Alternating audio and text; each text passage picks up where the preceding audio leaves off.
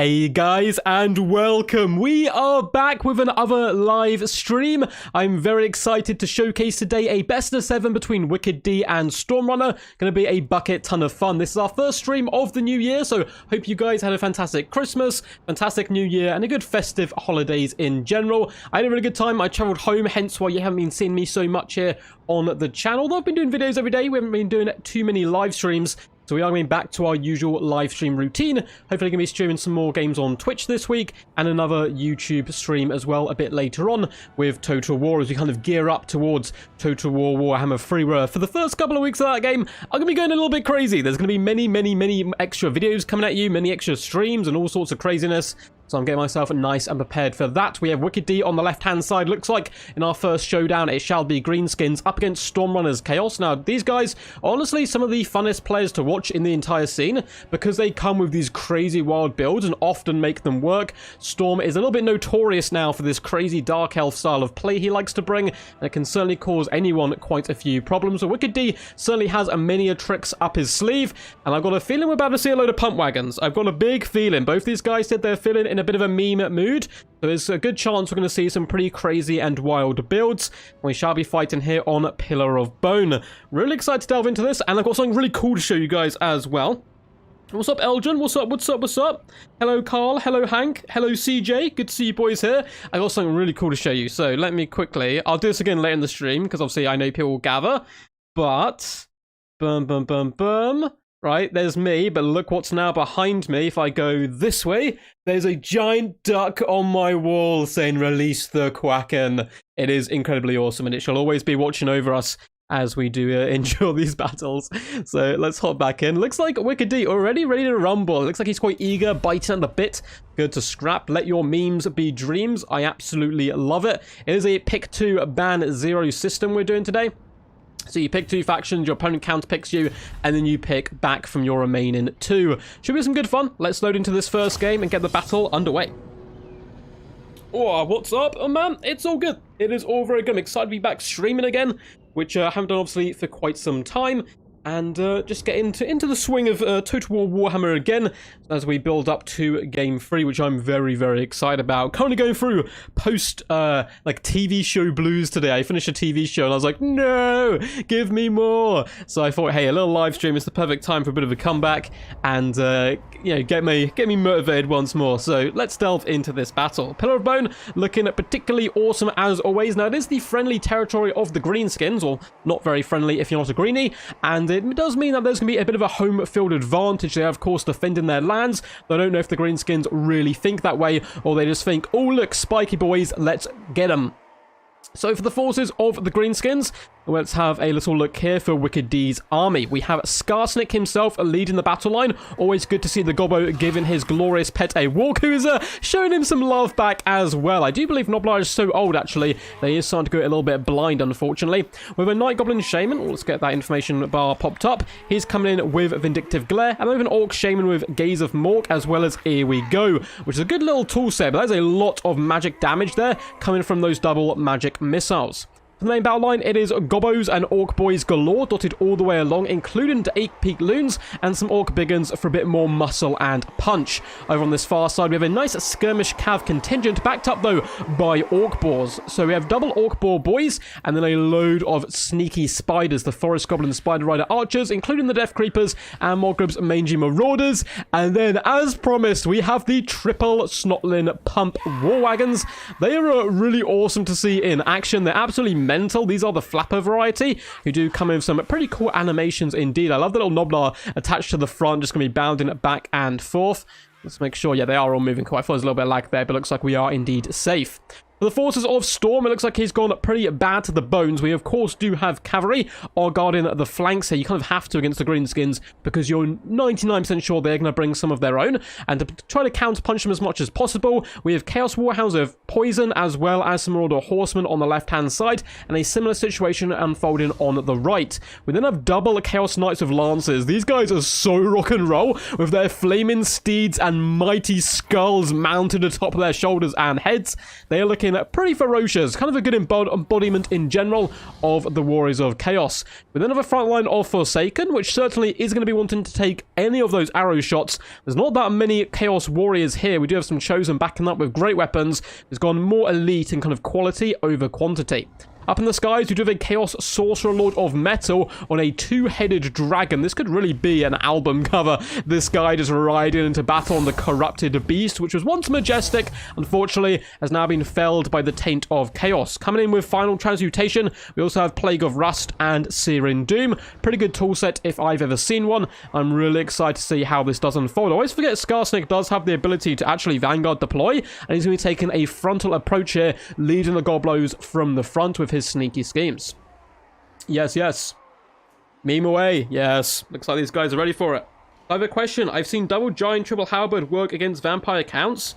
Now, based on that, do you think Double Giant may work well against Nurgle, Khorne, and Slaanesh armies? It's really hard to say because we haven't actually seen that much from Khorne and Slaanesh. I don't know what anti-large tools they're going to have. Of course, range is a big problem for Giants in general, so not having that always means they're going to be a bit more viable than if they're up against a faction with plentiful bows, such as the Wood Elves, that you can actually sometimes catch your opponent off guard with that. So only time will tell. We'll have to see how the Giants fare up against the larger creatures that those evil forces can muster. Without further ado, let's get this battle underway. Skarsnik does bomb rush forward, likewise do to 8-peak loons. Now, they need to get eviscerated very, very quickly. Otherwise, those loons will start to twirl their dance of death into the Forsaken. We'll have to see if the Forsaken can grind them down in time. It looks like they're certainly going about that butcher's work pretty quickly, starting to overwhelm the enemy, though we do have a load of skirmish cav also pushing forward, particularly focusing on this side of the battle with the flappers on the warpath as well. But in the front line, the 8-peak loons are getting slaughtered. Likewise are the orc boys. Of course, you expect this from the Warriors of Chaos in the front, and it does look like the 8-peak loons will not be able to get off their loony spin. If they go below too much HP,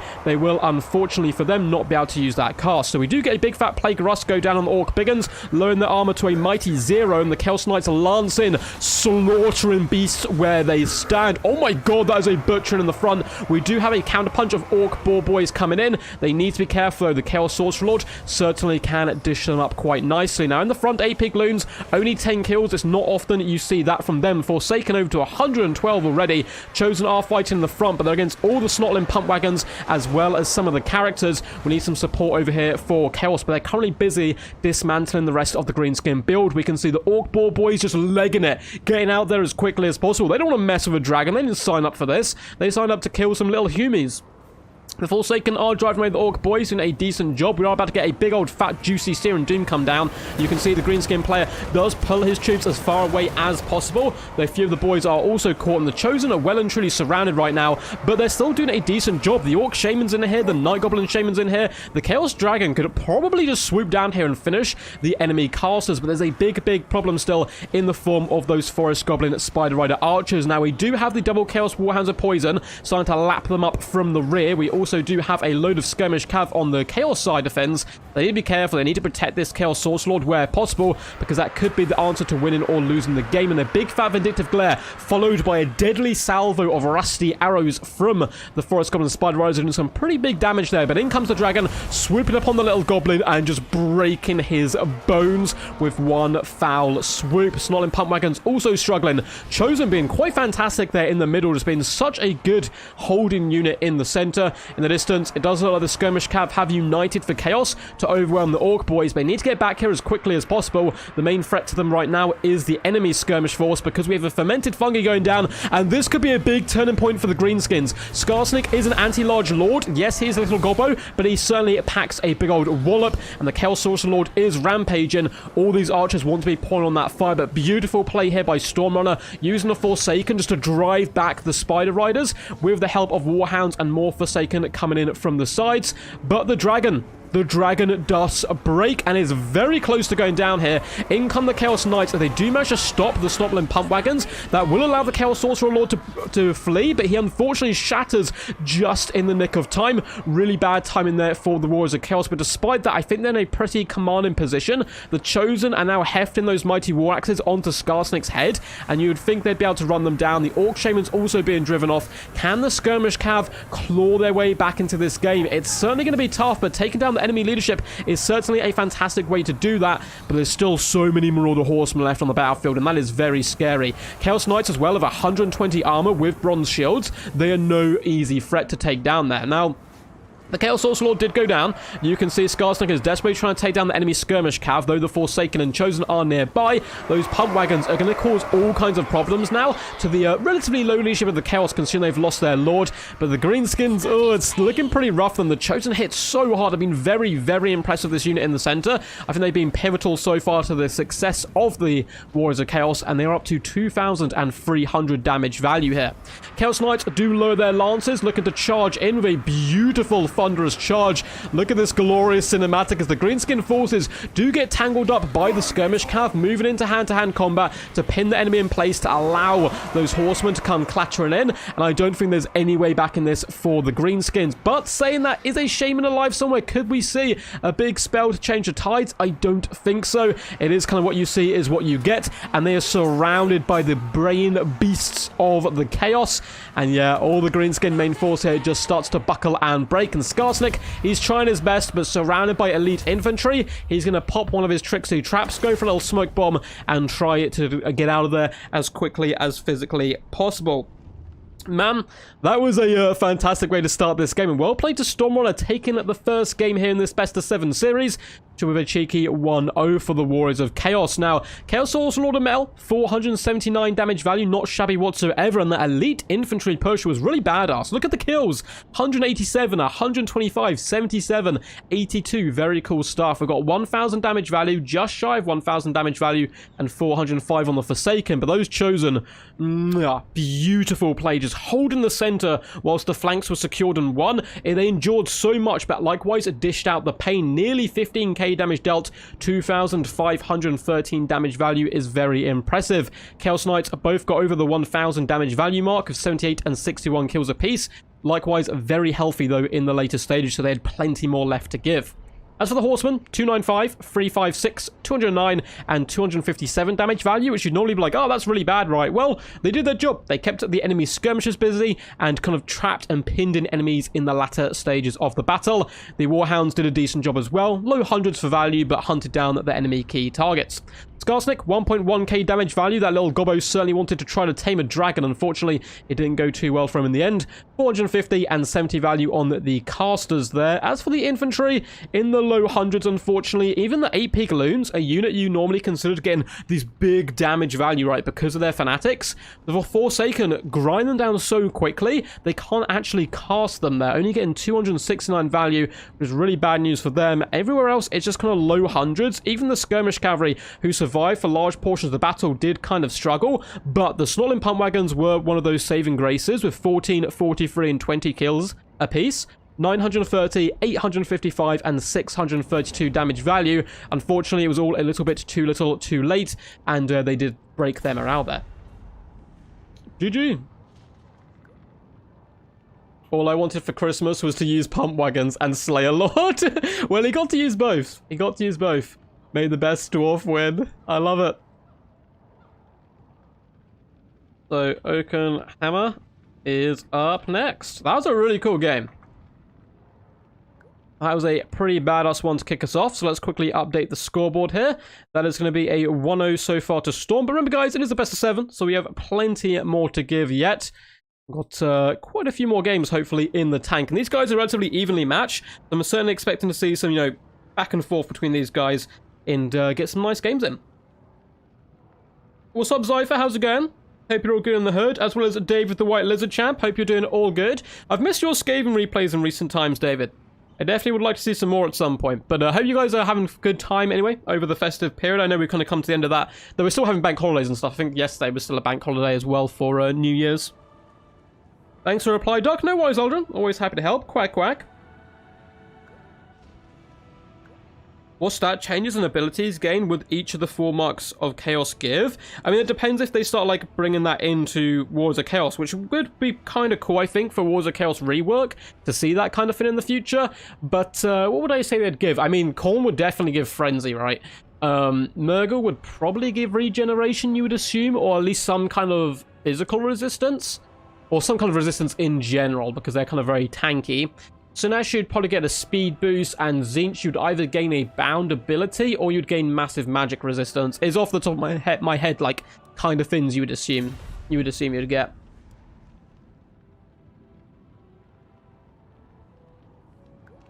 Pump wagons suck so bad. They're cool. They're cool.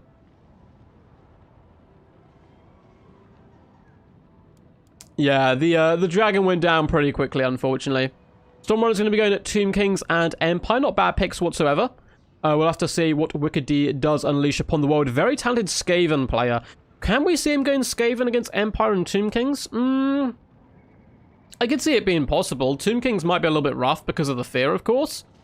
As well as decent long-range countermeasures as well to a lot of what the Skaven can bring. But I think that'd be quite a good fun one. It's just the fear is very problematic for Skaven, unfortunately.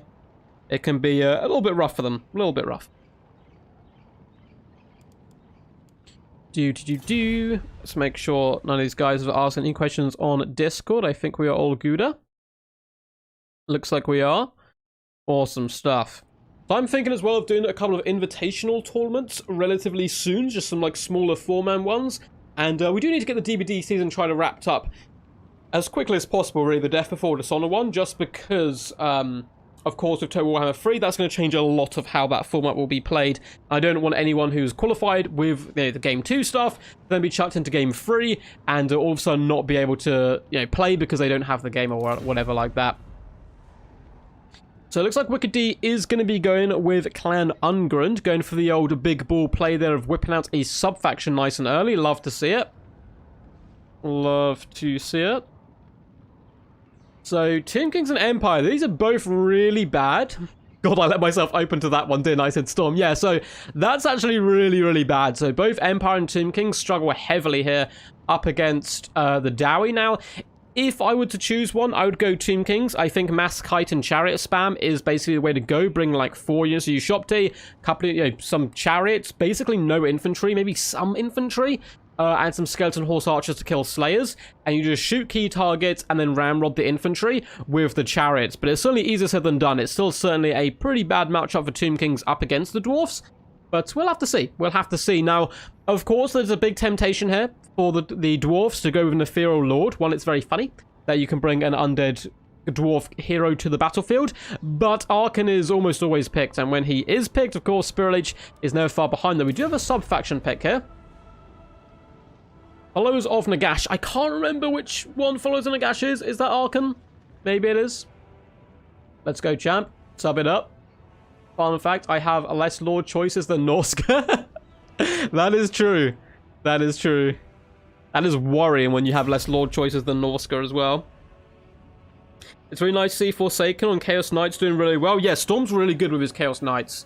That Plague of Rust combo, like he hits a unit of Plague of Rust and then double rams it with the Knights, it just slaughters like anything in their way. They can be really deadly when used like that. And it's kind of cool to see people utilizing Plague of Rust in melee and not just using it to nuke the armor stats of something to be shot at. But you can use it in melee. It works exactly the same. Although it is quite nice, I must admit, hitting your Plague of Rust on a large target and then obliterating with 1,000 arrows to block out the sun. It gives you a nice little warm feeling inside when it works. When it doesn't work, less so. But those are the risks you take in Total War Warhammer. Very excited for this one, though. I always love to see good Dowie players in action. I had a really fun game, actually. I think it was against Central Scrutinizer the other day. I haven't been playing too much. Still been casting a lot of games and so forth, but taking a bit of a break whilst I wait for Warhammer 3, because obviously Warhammer 3 going to be going pretty crazy, so I want to make sure I'm nice and ready for that. But I do hop in now and again and play a few games. Hopped against Central Scrutinizer, Tomb Kings versus Dwarfs, I think just yesterday or the day before, and we had some really fun times. It was a really awesome game. He's such a nice dude as well. We're kind of chatting at the start and at the end of the game. Maybe I'll showcase on the channel. It kind of ended a bit prematurely, but it was still a really fun game nonetheless, and kind of showcases the power of Tomb Kings to a point. With that chitin potential, it can be really quite powerful. It can certainly cause you a bucket ton of problems. So, just quickly going to check the stream strength, make sure it's all up and running. Should be, fingers crossed. Yeah, looks like it is all good. And we're back at it. I don't know, chat, what do you guys feel about the mighty, the Dwarfs and the Tomb Kings? Which way do you think this one favors? I just think it's generally quite hard for Tomb Kings. I mean, Blast and Charges kill all of your infantry, which is also very problematic. And, you know, there are answers to it, but I think those answers tend to rely around kiting and pulling away the dwarves, which is often how many factions deal with them. Wood Elves, for example, are very good at that, where historically people thought Wood Elves were really terrible up against dwarves, but being able to kite back and pull them away and just kind of mass shoot and abuse the dwarves, it really is the way to go against them, and you can really shut them down quite nicely. The way he utilized the Chaos Knights and Plague Rust combo, could the Beastmen pull off something like that off? 100%. Do Beastmen have metal magic, though? Huh. I don't know if they do. Can you get a British Shaman with metal magic? I don't think so. But they've got other stuff, right? You got like a Shadow, so you can use Wither, I suppose. So it could certainly work. It could certainly work for sure. Yeah, mobility is key, Ghostly. Mobility is key in so many matchups, and it's one of the reasons why dwarfs aren't a top-tier faction and probably never will be, despite whatever you give them, because they don't have that mobility. It's what they lack, and it's something that in the current meta is massive. It is huge. It is the most important thing almost in the game right now, is being able to have mobility, pick and choose your targets, pick and choose when to fight. When your opponent doesn't want to fight, that's when you want to be in there doing the damage. And particularly at high level play, it's really hard to get around that. Now, there are, of course, tools to control the map without using it, but the dwarves have to rely on this kind of static approach of sitting back and shooting the enemy to try to gain map control that way. Otherwise, your other options are relying on gyrocopters, which is a bit of a roll of the dice. If your opponent's prepared for gyrocopters, that's a load of money gone out the window. But if they haven't, then you're going to be in a really solid position. So that's the kind of little problem for them.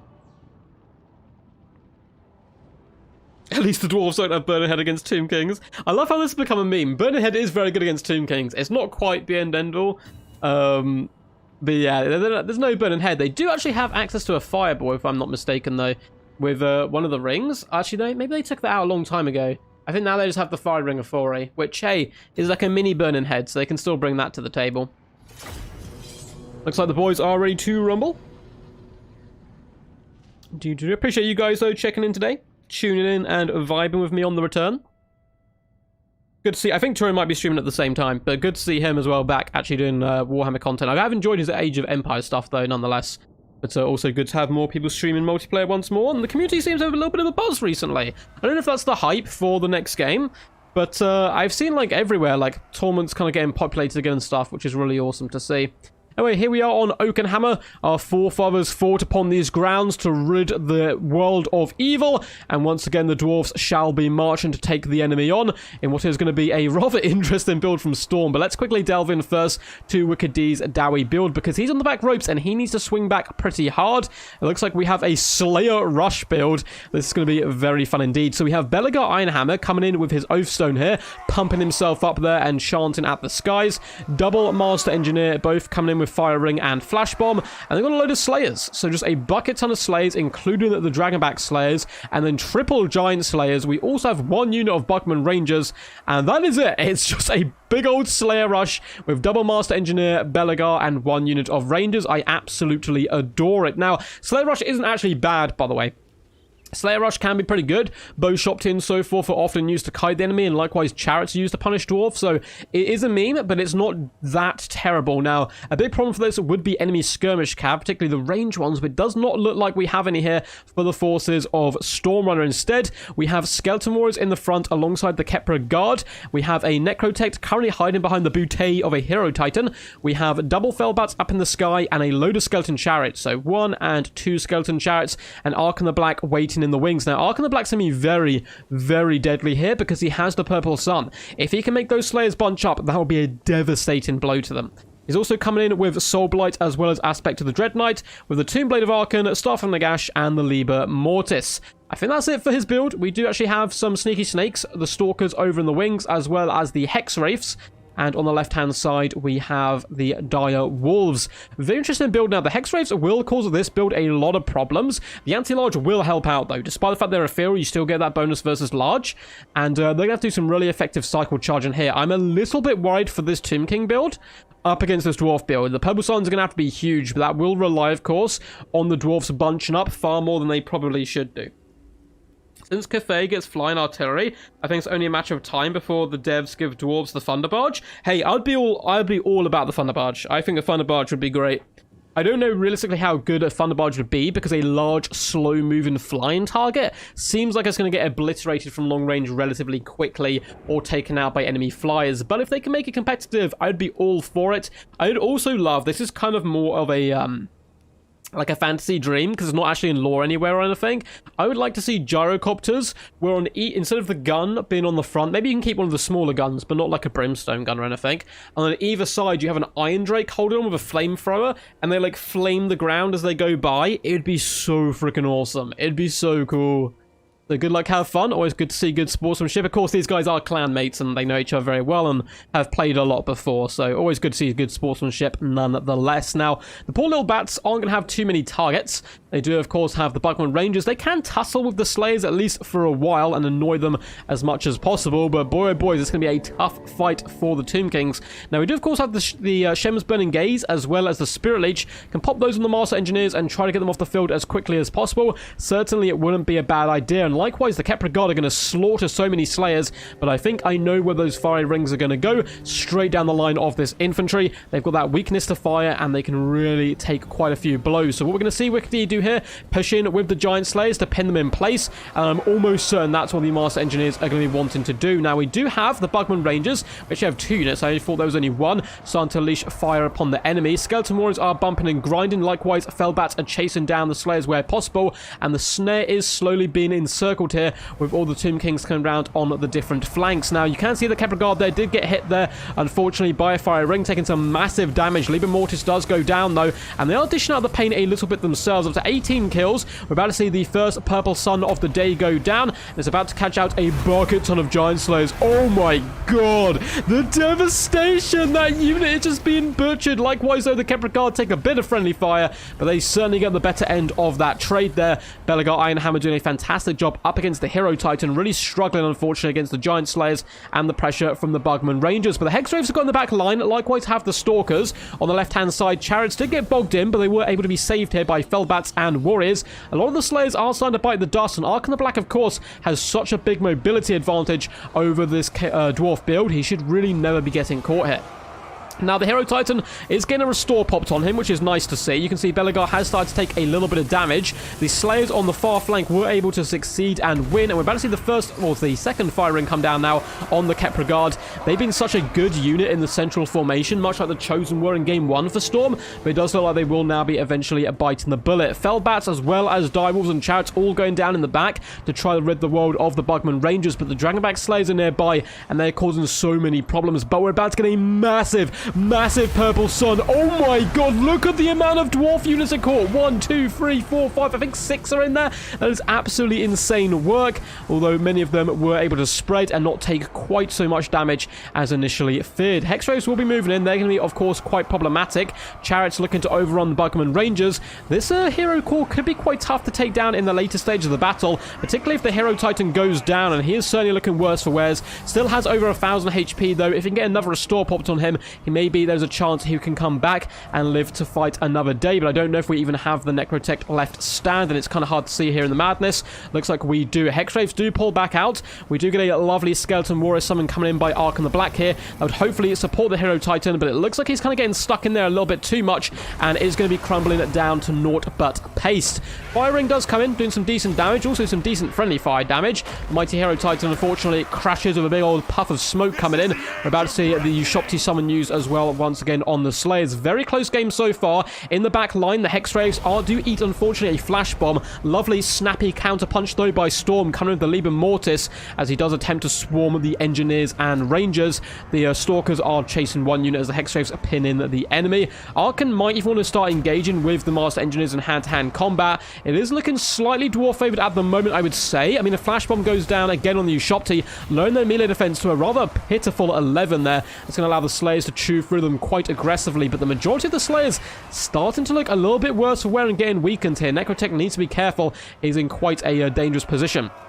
Now, Dragonback Slayers, of course, are quite a big problem, though. They're going to be moving in to surround the snakes and try to drag down this central core. The Ushopti summon has proved very effective, already up to 26 kills in their short lifespan. Hexwraith's going to charge in, looking to break the backs of the remaining Slayers, and they are looking beaten and bloody. 5 models here, 1 model here, 7 models there. There's not that much left standing for the Dwarfs whatsoever, but not too much left for the Tomb Kings. And now the Dragonback Slayers looking relatively healthy in the latter stages of the battle. If Belegar Ironhammer goes down here, I would say there's a good chance for the Tomb Kings, but if he stays and is able to outlast the Ushopti, the Dragonback Slayers are going to cause so many problems in the later stages of the battle. And the Master Engineers as well, popping shot after shot towards Archon isn't a bad idea. We have that one last gambit, another purple sun coming in, trying to catch out the Slayers. It is going to catch the Dragonback Slayers. They were the key target. It's also going to follow them quite nicely, doing some decent damage. Of course, the Stalkers will be sacrificed for it, but hey, it's got to be done.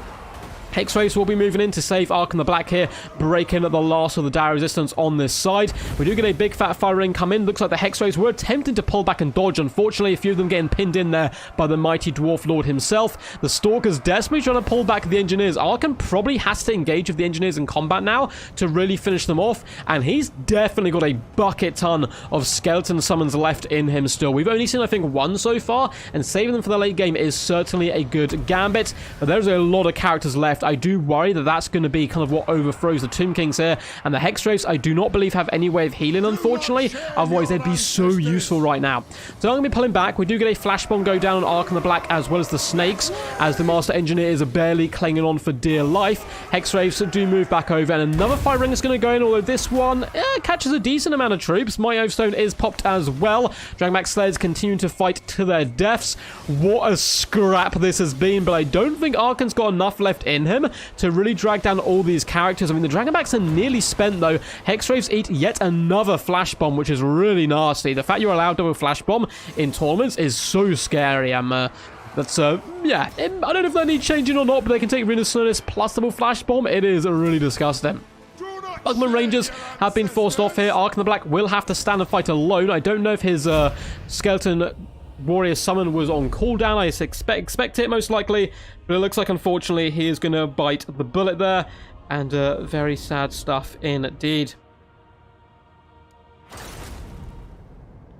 What will happen when Total Warhammer 2 multiplayer once free releases? It will probably trickle out quite quickly, I'd argue, Narcos.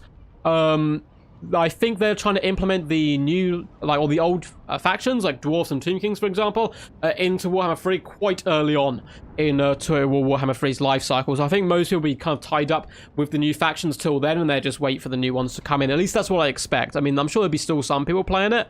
At the moment, I mainly plan just to cover the new stuff, unless it takes a really long time, and then we'll go back and do some of the older factions. But lovely game. WickD just about victorious, but that was a scrap. That was a scrap and a half. Belegar Ironhammer, 730 damage value. Master Engineers, 740 and 770. Dragonback Slayers, 933. Oh no, the normal Slayers, sorry, 933 value. 770, 779, and 1.3k for the Dragonbacks, leaving them in that reserve for the later stage of the battle. Real masterstroke of genius there from WickD. Big kills on them as well, 106. Very nice stuff. Now, how did the Giant Slayers fare? Well, 89 kills, 19 kills and 25, 800 value, 750 and 590. Not that great, and that's because of the well-placed baits and big vortex spells coming in from Archon. Bugman Rangers did okay, 765 and 266 value apiece. Now, Archon the Black, 69 kills, which is, means he's having a fantastic time. Got a pretty impressive 1,487 damage value and over 8.8k damage dealt. Nice work by him. 575 on the Necrotect. As far as the infantry, it was real standout here was the Kepra Guard, who themselves got 1,537 damage value, pinning in Giant Slayers and slaughtering them despite eating a lot of fiery rings, as well as some of their own purple suns. Chariots got 56 and 20 kills apiece, 900 and 478 damage value, 1,000 on the Hexwraiths certainly isn't too bad. Fellbats had just no good targets, likewise the Direwolves, but despite that, the Direwolves still got nearly 700 value, really good play by them. The Sneaky Snakes and the Hero Titan, of course, were going to suffer up against a Slayer Rush build, 610 and 430 damage on those bad boys. GG, awesome game.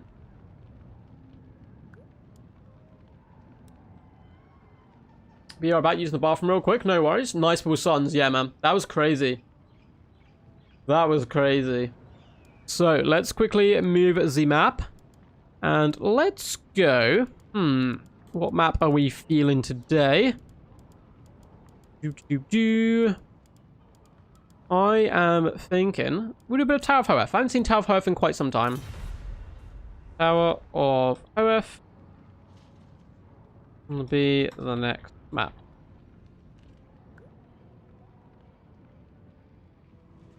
What's up, Ben the Barman? My god, man, it has been some time. How are you doing, bruh? I hope you're doing all good.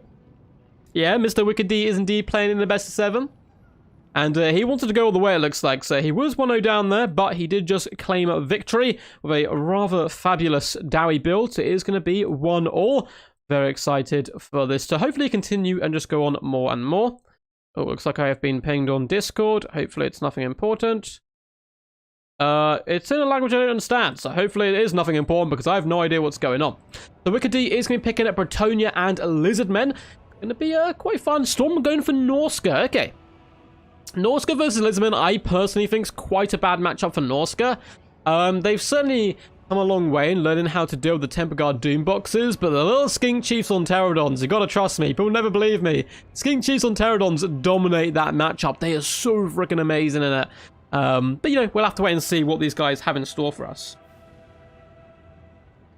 QSA forever? I think QSA folded, unfortunately, Ben. Hopefully they'll be back, though. I don't think you were in QSA, right? Or maybe, I think you were in QSA. Hopefully they come back for Warhammer 3. Really cool clan of people as well. But I think they took a little break from Warhammer, which is understandable. All good. Hope you guys are all good too. Yeah, man. I'm literally back to streaming. Haven't streamed for like 2-3 weeks maybe. Obviously still been doing the videos and they've been doing great and stuff, which is really nice. But I want to get back to streaming. Take a break over the Christmas period. Traveled home. Saw friends and family and all that kind of cool stuff. What's up, Kyle? Hope you're doing all good in the hood, bud. But I'm back now, yeah. So hopefully going to be streaming. Probably not tomorrow. As I think I'm quite busy, but maybe Thursday, Friday will be the next plans. Maybe one of them will be on Twitch. Maybe the Friday one, I'll have to wait and see. So we are going to be seeing Lizardmen. Lizardmen v Norska it shall be. Good matchup, though. It is a fun one. It can be real blood and thunder of these two armies just crashing into each other. But I think Norskans can struggle with some of the kind of skirmish shenanigans that the Lizardmen get up to, as well as their aerial threat. And aerial cores in general are really good against Norska. Bringing Spirit Leeches can help, of course. You try to counter them where possible. I even sometimes bring the Kai here for Lizardmen, and it is a meme, but I've done it in tournaments and I keep winning it. So I'm like, I'm just going to keep bringing the Kai. You chuck him in the Temple Guard with all his buffs, and your opponent kind of focuses in on him, can't kill him, because the Temple Guard nearby for support, and then you just dismantle the rest of their build. It's kind of like this real dumb distraction Khan effects, which can occasionally be pulled off. I'm not saying you guys should do it all the time. What's the Discord at the moment? Oh, it's literally, there's a link down below to my Discord, and that's where I like host events, streams, tournaments, and all that good stuff. We do have the Death Before Dishonor tournament. That is on Season 10, I think, right now. We've done the first qualifier, but then I got wrapped up, of course, in the Champions of Renown tournament, so we focused on that instead, which was really awesome. That's kind of crazy. It was a lot of work, but it was also a lot of fun. And I'm looking forward as well, hopefully, to working with our sponsor again for the next big tournament we do together, which I think will be in Total War Warhammer 3, with all the new factions and stuff.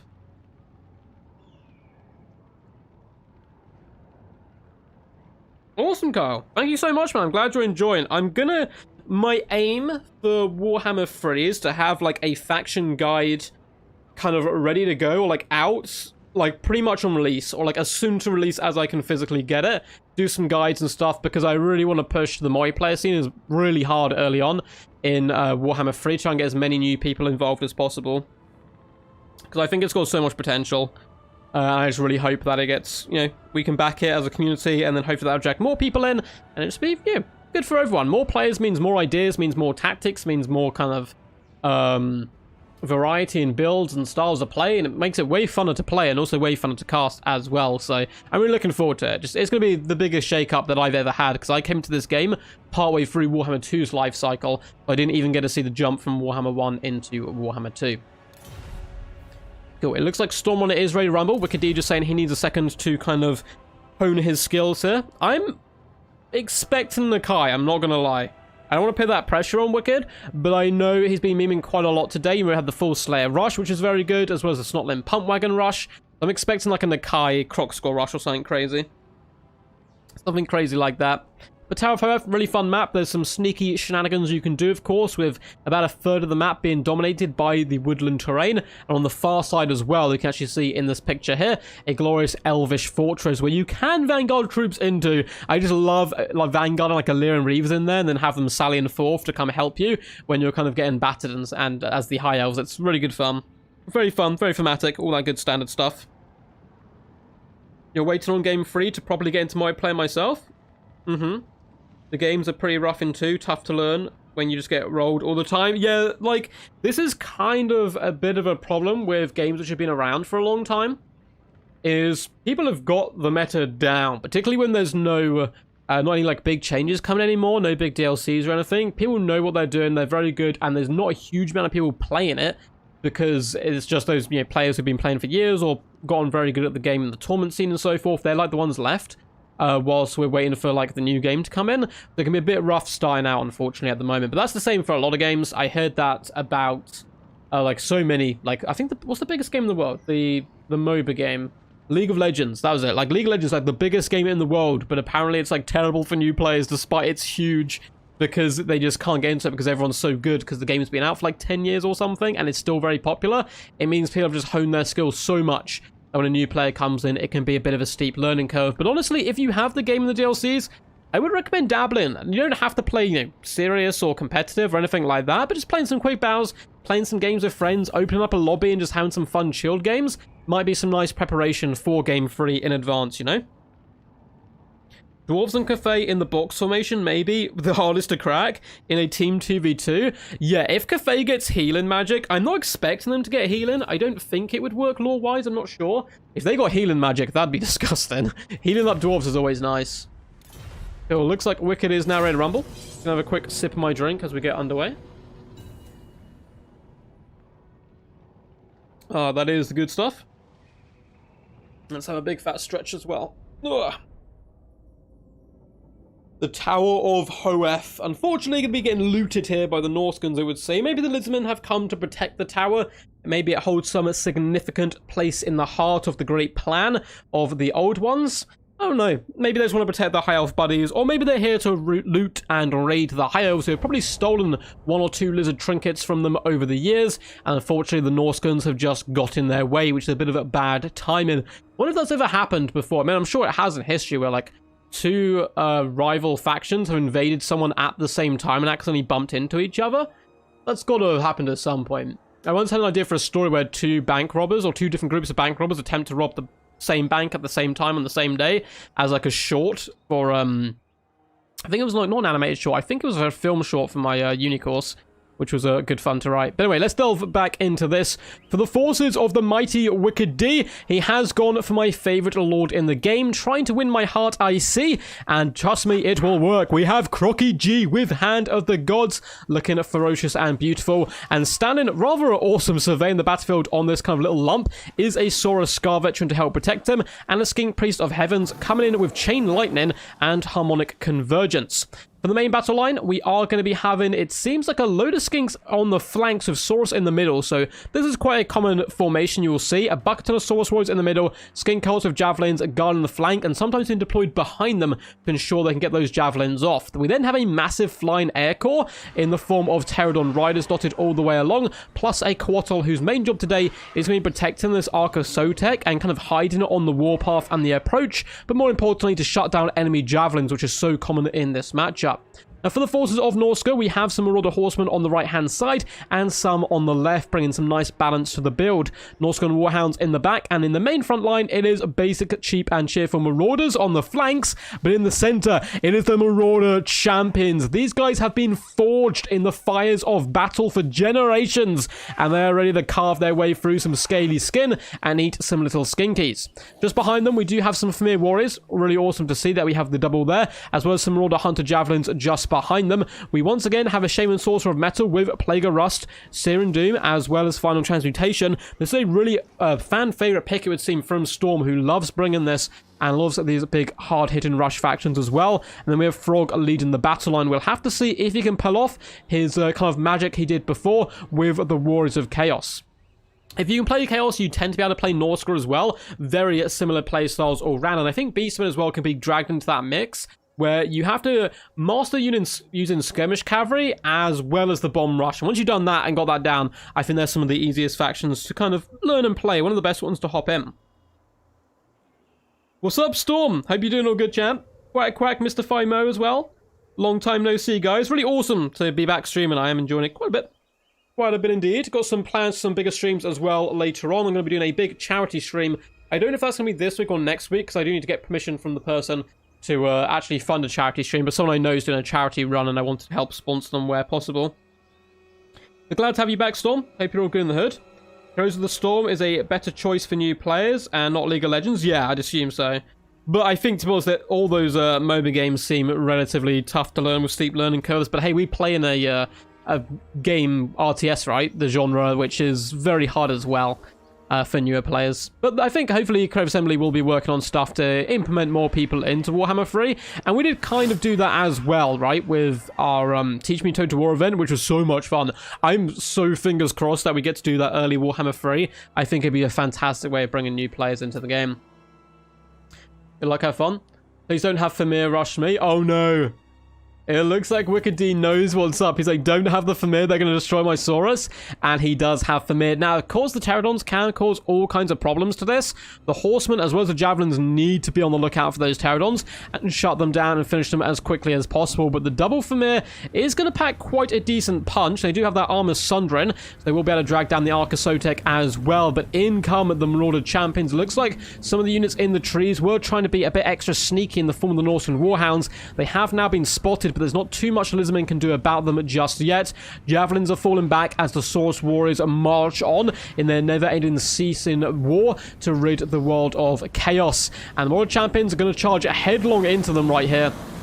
Looks like neither of these guys gave attack orders. I think they're just going to go like flump into each other. And now the battle is underway as we do have the Pterodon swoop overhead. Now we could get a bucket ton of rock drops, which could be very problematic for the front line of the Marauders here, as the Horsemen are going to attempt to shut down the Pterodons, although they're beelining straight for those Javelins right now, wanting to drag them down. Now the Quartel's also going to be quite a big nuisance. Krokgar and the Saurus Scarvichan about to get down and dirty, but in the main fight, Frog has found himself in an engaged combat with the Bastiladon, and this is going to go really badly for the Ark of Sotek. Frog is a monster. We do get a big Thunderbolt come down, though the Ark of Sotek does seem like it got singed from it as well. Saurus Scar Veteran and Krokgar moving in to try to protect their prized asset of the build. The Ark of Sotek getting absolutely wasted right now. Skin Coils of Javelins can throw and do some decent damage. We're about to see, I would assume, a Chain Lightning come down. We do, only on basic Marauders though. Very cool spell. Unfortunately, can do a bit of friendly fire and not get too much value. In the back line, it does look like Javelins got jumped. We're able to be saved here.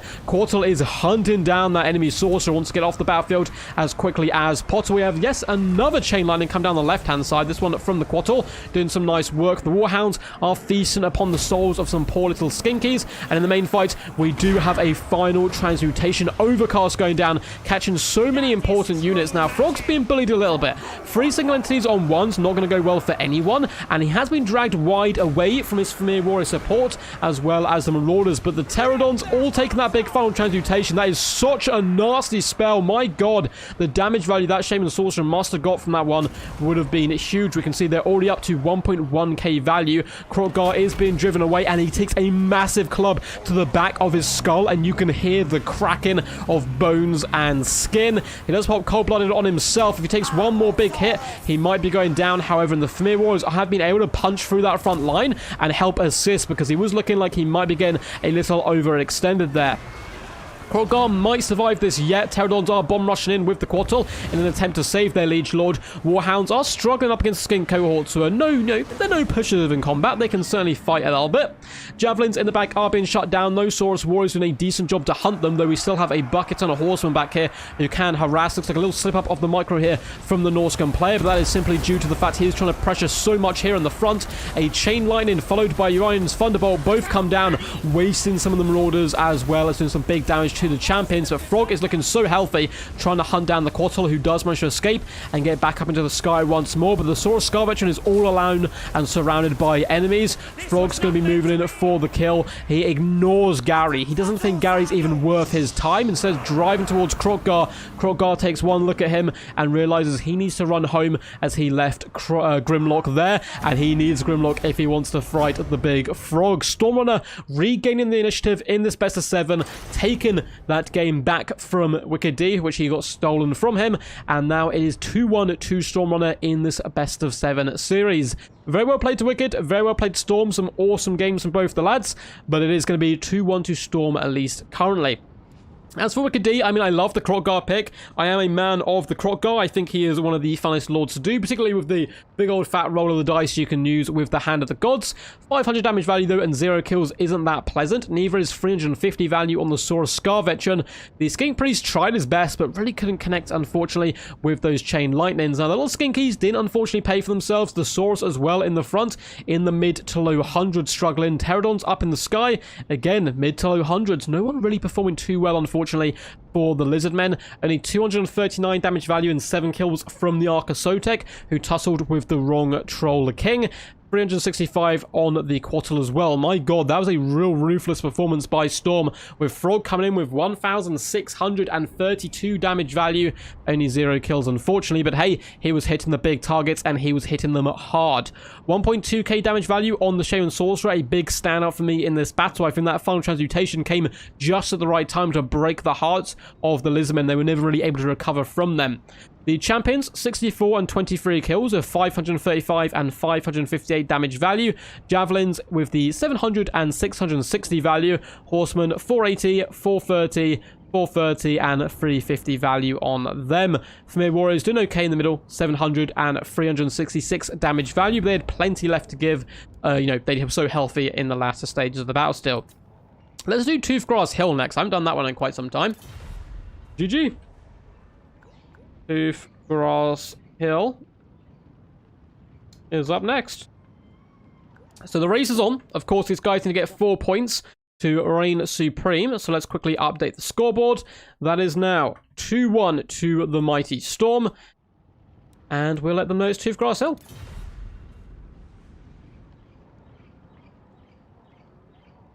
Right, as I clicked ready, I was like, hope he doesn't have Famir. Anyways, back to the memes. Yeah, it was like, hey, there's no chance he'll bring Famir, right? And then Famir appear out of nowhere. What's up, Champ Easter? How's it going? Quack quack to you, Straw. Glad to see you're back streaming. Yeah, we're back, man. We are all back. My New Year was very chill. My Christmas was very cool. I went home and actually, like, chilled out. I, like, saw family and stuff and friends I haven't been able to see for so long, obviously, because of COVID. But New Year's, I was back here, so we didn't really go out. We just did a nice quiet one in with the housemates. So it was still really good fun, though, and I'm glad to be back streaming. Looking forward to streaming on Twitch again as well, because it's been neglected quite a bit. That was brutal, What's up, Neckbert? How's it going, my friend? I hope you're all good. Yeah, Famir won, man. You've heard the rumors. You've heard the whispers on the streets that Famir are back, and they are back and more brutal than ever. That was such a quick game. Yeah, that was, again, I think the Norskins had a really nice build to counter the Lizardmen for the most part. The Pterodons were going to have to carry hard, and they weren't able to get in the right engagements quick enough. And, of course, Frog just coming in, just slapping the arc early days was not the best start for the Lizardmen. They kind of struggled to recover from that. For what reasons would a Norska player bring Trolls or Famir or Skin Wolves? I mean, I know the Famir Finn's kind of a meme, but Famir can be pretty decent at killing cavalry, right? So, Skin Wolves and Famir are there to take down large threats, though they are monstrous infantry and can do fine up against infantry as well. You don't really want them in prolonged combat with them too much. Basic Famir are fine for that. The Great Weapons and the Skin Wolves, though, you really want to be going after those larger threats. The reasons you bring them is, unlike Javelins and Mortal Horsemen and so forth, who, one, everyone attempts to counter because they know you're going to bring them, you can pin the enemy in place with something like Skin Wolves. But the problem with Famir is more the fact that the Skin Wolves kind of do a very similar or almost identical job as them, but better. Though the armor sundering is nice, which is something the Skin Wolves lack. The regeneration on the Skin Wolves, I think, just makes them a far more viable pick, and they're very swift across the ground as well, get into the right engagements. And as we spoke about earlier on in the stream, mobility is so huge in multiplayer in general. Poor Crocodile got wrecked. Oh, for sure.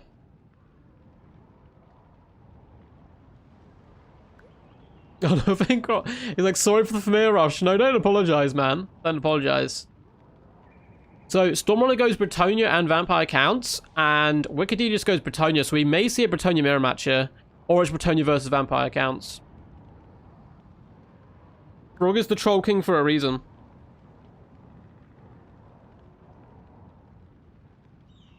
What's up, Loopy? How's it going, man? I got your replays, by the way, that you sent me. I think it was you who sent me some replays. I've cast, like, up to Friday's games already. So, yours will be getting cast, but they'll probably be either on the weekend or early next week. Brett Mirror. Oh, baby. It is a Brett Mirror time. We're getting it. I feel like the Bretonians have gone civil war against each other quite a bit before in the past, so it makes sense. Skin Wolves are core to almost every Norscan build, though. Maybe, like, I don't know, 3-4 months ago, or maybe even longer than that. Skin Wolves aren't that picked anymore. Like, they're still very good, and you still do see them around. But a lot of their kind of entire builds now are simply relying on mass skirmish cav, horse masters, a load of warhounds and ice wolves and stuff to protect them, and then you rush with infantry and some big heavy monsters coming in with like some war mammoths. Even the big scary war mammoth, what they call the war shrines, they're kind of quite in now as well, particularly up against forces like vampire counts. So I would say the skin wolves were everywhere before, but they seem to have died off quite a bit now. Of course, there's people still do play skin wolves. They're still a very good unit, but most people seem to be playing Norska almost identical to how they play Beastmen and how they play Chaos. All three of those factions have got a very similar meta right now, and it seems like people are trying to learn one. So normally Beastmen, because they're the most powerful out of the three currently, and then they'll adapt it a tiny bit and put it onto the Warriors of Chaos and put it onto Norska.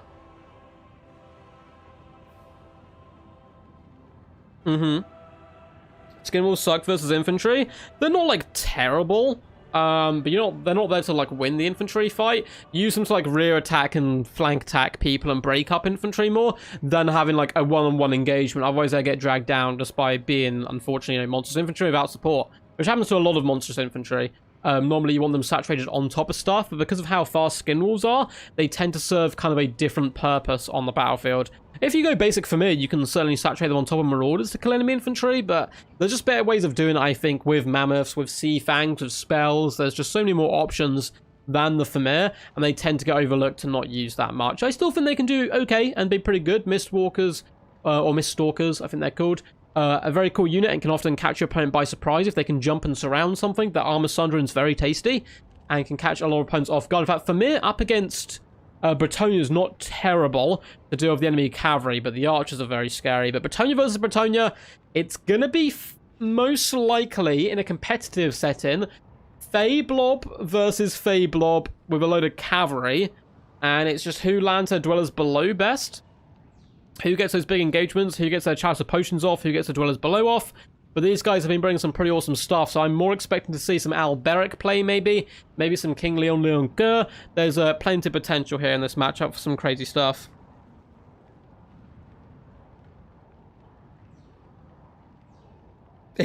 Yeah, see, look, little chilly neck has kind of knocked it on the head there.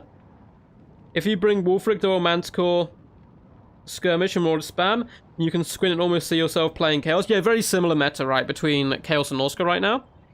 I think most people bring Manticores. Yeah, Manticores are great, Loopy. Like, they're so good for their cost. They're very good summon as well that you can bring. They have been nerfed over the years, but they're still very, very powerful. There's potential to abuse them, though. You can make them rampage and get onto the wrong targets, but if you're not prepared for them, they can get so much work done. If you do kill them, they're not that expensive an investment for a large Terracores and fast mobile creature, so it's not the end of the world if you lose, 1 or 2 Manticores along the way, as long as you get a victory. Oh, 100% P. Like, don't get me wrong, skin walls were everywhere. Skin walls were used by everyone, like, constantly for a very long time.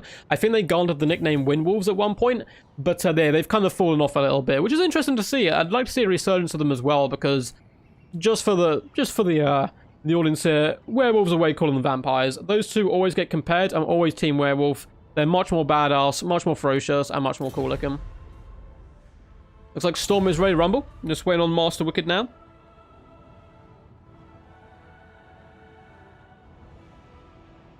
I've seen armored skin walls do really well against infantry. Yeah, armored ones might be a little bit different in fairness. Like, armored skin walls aren't often picked because you lack the mobility. I don't hate them in a few matchups, though. Against kind of like high elves or something, I can see armored skin walls doing relatively okay. The problem there, of course, is fireborn. Like, you need to stay away from fireborn, otherwise they'll light you up on fire. If they've gone for like a archer fire core, which can be done with the high elves as well, it's not too much of a threat. Yeah, it's really good against you, but Marauders and Norskin in general are a very good swarm faction. You can often overwhelm it and then get the skin walls involved afterwards, and they can rip and tear apart a lot of their cavalry and do fine up against the spears. Even though they don't want to be fighting the spears, it's not too bad if you leave them in there a little bit because of that extra armor. And of course the lack of AP on those spear wielding elves. Picking rebels over vampires is objectively wrong. I'm afraid, Nick, but you've been tainted by the vampires and brought down to the Twilight levels, I'm afraid. Vampires have big gorilla monsters, though. They do. They do indeed. The Varghulfs are very cool. Varghulfs are very nasty. So we are here on the Toothgrass Hill, which is set in the lovely lands of the Lizardmen. As you can see, some glorious temples dotted all the way along with some beams going up into the sky, which I guess was there to hint at us that they were secretly spaceships, though, to be honest, that part of lore is being burned out of my memory. Every time I think of it, I have to go, like, headbutt a wall or something of the end times. But hey, so we're going to call them the Red Bretonnians and the Blue Bretonnians. Let's delve into WickD's first, as he's taking 2 losses right now. He needs to swing back pretty hard, and to do so, he does bring one of the most famous and glorious Bretonnian ladies to the battlefield, Rapance herself, coming with all the goodies and a mighty sword. Her model is so freaking cool. It looks really badass, and she's coming with a Damsel of Life alongside her. Dwellers Below and Earthblood. Dwellers Below is almost a must-have in Bretonnia versus Bretonnia fights. You're going to see a lot against enemy cavalry. And of course, we have a paladin. Load of peasant mobs in the front line, backed up by spearmen at arms, dotted all the way along. A nice cavalry corps with the defenders of Fleur-de-Lis. We have Grail Knights and more Grail Knights, which can do magic damage, which can be pretty nice here as well. We then have Royal Pegasus Knights up in the sky. 2 units, in fact, of the Royals. Always good to see them in action, because I don't get to see them terribly often at the moment. For the forces of the Red Bretonnians, it is looking worryingly similar in some aspects. We have Royal Pegasus Knights up in the skies. It is a 2v2 fight. However, we also have Alberic up in the sky. So Alberic versus Rapance, not what you guys were expecting, I'm sure. He's coming in on his mighty flying Pegasus, which should hopefully turn the tides in his favor in the air game, you would expect. I believe he is coming in with all the goodies. Main battle line is a mixture of spearmen at arms and peasant mobs, as to be expected. Both players gone for a similar route there. We then have a double bow pilgrims in the secondary battle line, and some pretty souped up triple bronze chevron Grail Guardians in the back here, whose main job is to protect a Damsel of Heavens, coming in with Curse Midnight Wind, Wind Blast, and Harmonic Convergence. Pretty interesting build all round. I also like the fact we had some mobility, if I can find them. They are over here hiding in the trees in the form of the Mounted Yeoman, just to try to jump any peasant mobs possible. And it looks like we actually have 2 units of Mounted Yeoman for WickD and the Blue Bretonnians hidden in the back. They're going to be very, very nice indeed. I kind of wonder where this side's money's gone. It looks like they've got far less forces. I suppose they've gone for the Double Bow Pilgrims plus the Grail Guardians here, whereas these guys are Grail Knights. Are these triple gold or triple bronze? Oh my god, they're triple gold chevroned Grail Guardians. That explains so much more. That explains so much more of where all the money went. It all went into that one unit. Well, it's going to be a pretty cool unit to see how it unfolds and see how it goes.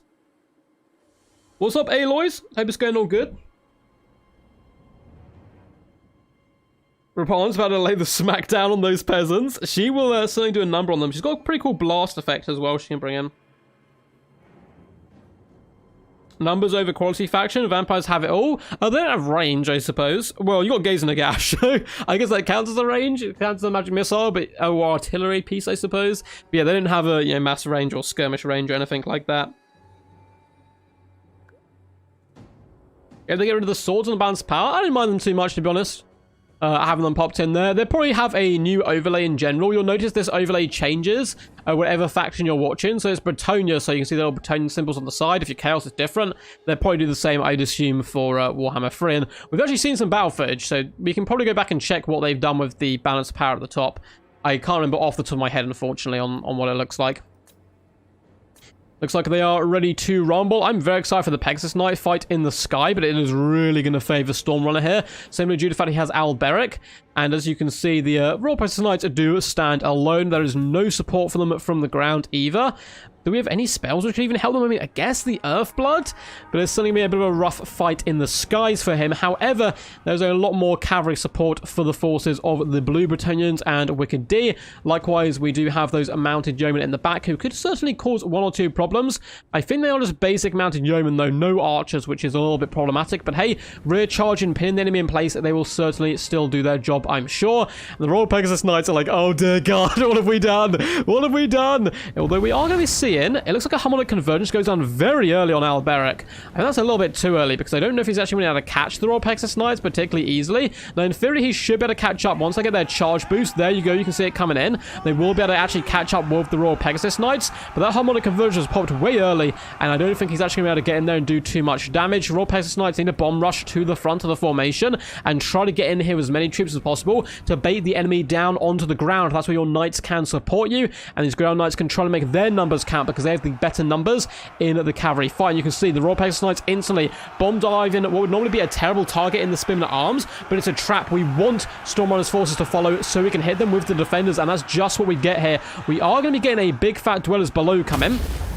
It looks like the majority of the troops were able to pull back. Royal Pegasus Knights taking a little bit of damage there as they are pushed back. And that did, of course, come in by WickD's Life Mage. Going to be catching the Spinning Arms and not really any of the Pegasus Knights, which is quite problematic. Now, that will affect your own troops, the Dwellers below, but it will not affect you with that kind of poison effect afterwards. That only affects the enemies.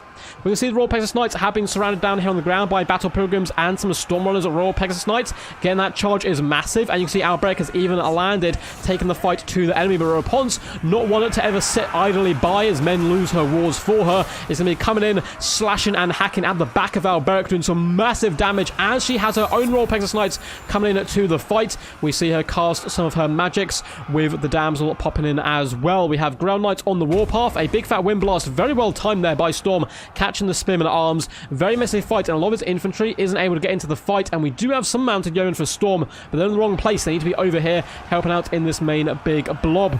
We do have a big Earthblood go down here, coming in by WickD for the Blue Bretonnians, and Alberic is getting just slapped up nice and good, really suffering there as he attempts to escape the ferocious vengeance of Rapunzel, trying to put him in his place.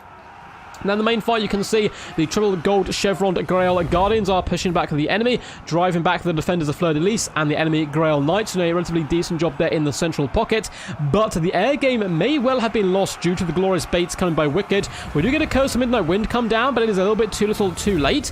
Although saying that, Alberic is starting to scrap and trying his hardest here up against Rapunzel. Likewise, we have some Battle Pilgrims in here. Heroic Killing Blow does go down, attempting to try to bring some pain to the enemy, but it is looking really rough right now for Stormrunner's Red Bretonnians. Losing their lord like this is really rough, and also majority of their Pegasus Knights. Grail Guardians currently just vibing here. We have some mounted yeomen clearing up troops on the flanks. We still have the mounted yeomen archers as well, who can bring pain from afar. And honestly, the Blue Bretonnians are looking a little bit weakened as well, but 35 Grail Guardians here, 29 defenders, as well as a Rapunzel being just full health, charging through the blood and filth of battle into the enemies is quite an inspiring sight, which I think is going to be a big problem for the Red Bretonnians. They're losing heart quite quickly with Alberic being finished off as he was, and it seems like army losses is certainly starting to set in. Really awesome best of 7 so far between these guys, very evenly matched, and they are trading blow for blow. Storm went one up, WickD came back, Storm went up again, WickD comes back yet again. Very awesome build. Rapunzel proven she is better than Alberic, maybe not on the kill count, only 27 to 134, but a better general there leading her army to victory. 964 damage value on her, though Alberic 134 kills with 2,000 damage dealt. Certainly isn't too bad, though his life was cut short relatively early there. 1,894 damage value on the damsel. Those dwellers below certainly stack up. 900 damage value on the paladin as well is really nice work, and the peasants could only really watch on in awe as their lady slaughtered their enemies for them. Mounted yeomen all in the low hundreds. The defenders got 23 kills and 698 damage value, 1.1k and 665 on the Grail Knights. Royal Pegasus Knights got 862 damage value and 622. Not too shabby considering how outmatched they were in the air game. So once again, Albrecht, 1 point, or just shy of 2,000 damage value, 134 kills, very impressive work by him. Only 9 kills on the damsel, unfortunately, with 315 value on her. Peasant mobs and the men-at-arms, unfortunately, could only look on in terror as their lord was all ripped to pieces.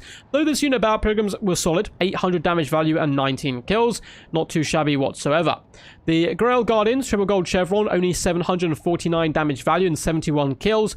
And the Air Corps, one unit getting dumpstered, only 350 value, but the other unit, 2.1k damage value, 56 kills is rather impressive work.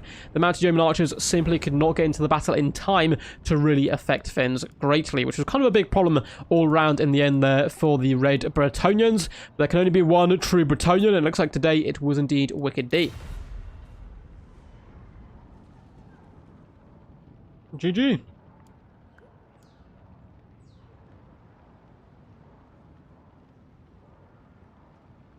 Oh, what was this? I used the Heaven's passive to slow your knights, and mine were buffed. Oh, nice. Oh, that makes sense. Yeah, having the passive to slow them down allows them to catch them there is quite nice indeed. So we will do Schwarf to Hafen. Or Schwarzen Hafen, there you go. Is the map. And it looks like WickD is going to be bringing out the big guns. His favorite Skaven or Vampire counts. Very scary Skaven player. Let's quickly update the scoreboard. It is now 2-all. Anyone can take this. They still need 2 victories. We've got quite a few games left to come. Hopefully it will go all the way. We'll have to wait and see. Who's suddenly sexy Zypher? Can Retonia get a human legendary hero who gives HP regen for all ally lords and heroes? The dwarves can get him. Would he be good with pawns? Who are you talking about, my friend? Oh, you mean Felix? Yeah, you can get Felix for sure.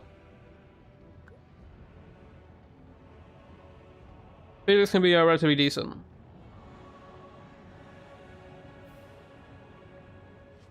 I never noticed that. Yeah, it's one of those things you don't really notice the little details, but it does change, yeah, every time you switch from play with a different faction. The armor did it. He got WickD. Yeah, Schwarfner Hamna. That's what I call it, Loopy. It is now in the lore. I'm going to contact Games Workshop. If they tell me any different, I'm going to start fit. And like just every day, I'm going to have it send a duck to the Games Workshop head office. And I know where it is. It's in Nottingham. I went there as a kid. I went to some Warhammer Fantasy tournaments back in the day. I was going to send a duck, and then the next day I'm going to send 2 ducks, and the next day I'm going to send 3 ducks, and the next day I'm going to send, actually no, 4 ducks. I'm going to double each time, then 8 ducks, and 16 ducks. I'm going to have so many ducks, they're not going to have any idea what they're going to do. So it looks like it is going to be Skaven versus Greenskins. This is going to go messy real quick. Like, Storm's 90% going to bomb rush this. Very good player at rushing it. It's kind of his preferred style of play, and it's something you need to do to crack the Skaven shell. So going Greenskins into Skaven is going to be very, very interesting. But WickD, never count him out. He has so many tricks up his sleeves with Skaven, and I'm certainly expecting to see some Mutant Rat Ogre play. Would Felix and Rapans be good together? It would be a pretty fun build. I don't think Rapans is particularly competitive, though. Felix as well with the Bretonians. I mean, maybe... As, like, if you're bringing Fae, bring Felix and a Paladin as a bodyguard rather than double Paladin might be a play. But there's a good chance he'll get sniped.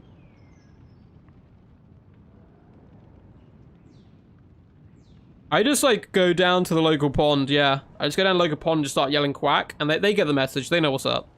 They know it's time. We've plotted and schemed this for a long time. Needs Doom Wheels? I would love to see some Doom Wheels.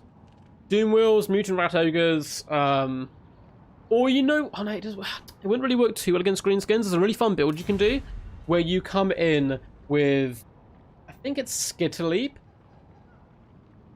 Skitterleap, which gives you like extra speed and stuff. Man, I haven't played Skaven in so long, but there's a way anyway of making your entire army invisible and like super quick for a short duration with an Eshin Sorcerer.